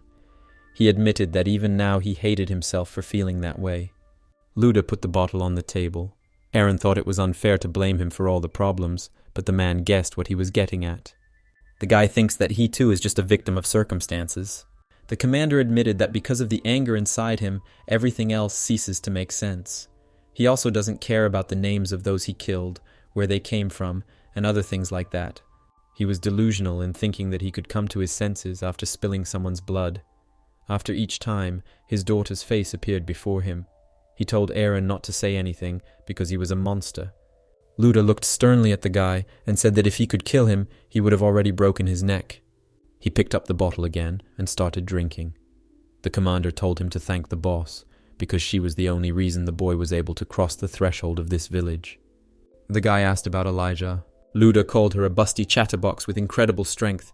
Aaron didn't mean that. The guy didn't understand why she supported him. The man explained that she had no reason to hate him. He told her about her memory loss after what happened, and that she was now experiencing a new life. The man called the girl the most carefree of them all. The brother-in-law of the house opened slightly. Luda and Aaron looked in the direction of the sound. An excited Elijah stood on the threshold. The guy in the black cloak was on duty and wondered why it always snowed during his turn. He wanted to hurry up and drink quickly, because he was frozen wandering through the streets of the village. Suddenly he saw someone's footprints in the snow. It's been about half an hour since the last patrol, but these tracks are still very fresh. A man was playing with a coin and said to remind his interlocutor of God's words about the unpredictability of the world. Lenorhound spoke of the vessel and treasure that Deeptooth had lost to, and that he would now head to Harajin. The man was curious about what changes his actions would lead to. First, he wanted to talk about Josun and Ilya, because with her soldiers in the vanguard and his help in the rear, they would be able to handle any situation. His plan was to deal with these two first. Lenorhound threatened the man in the cloak, because if he failed, he would repeat the fate of his predecessor, whose head was removed from his shoulders thanks to Elijah. The man took the paper in his hands.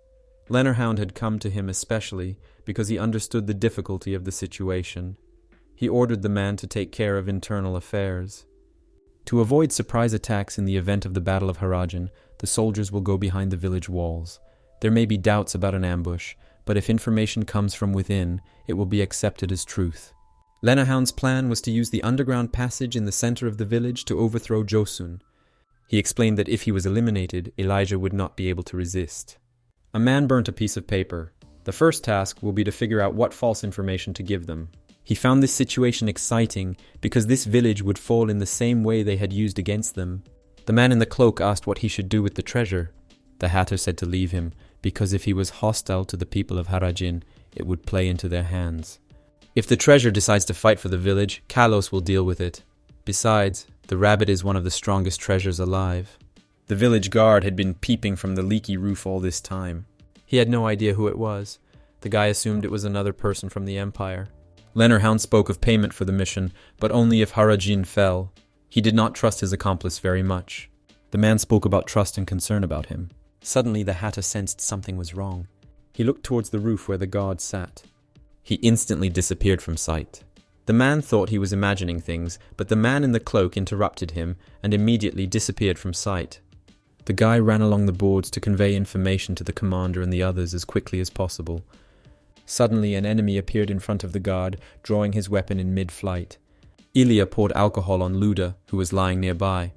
Aaron watched what was happening with concern. The girl asked the guy not to worry about him because he deserved it.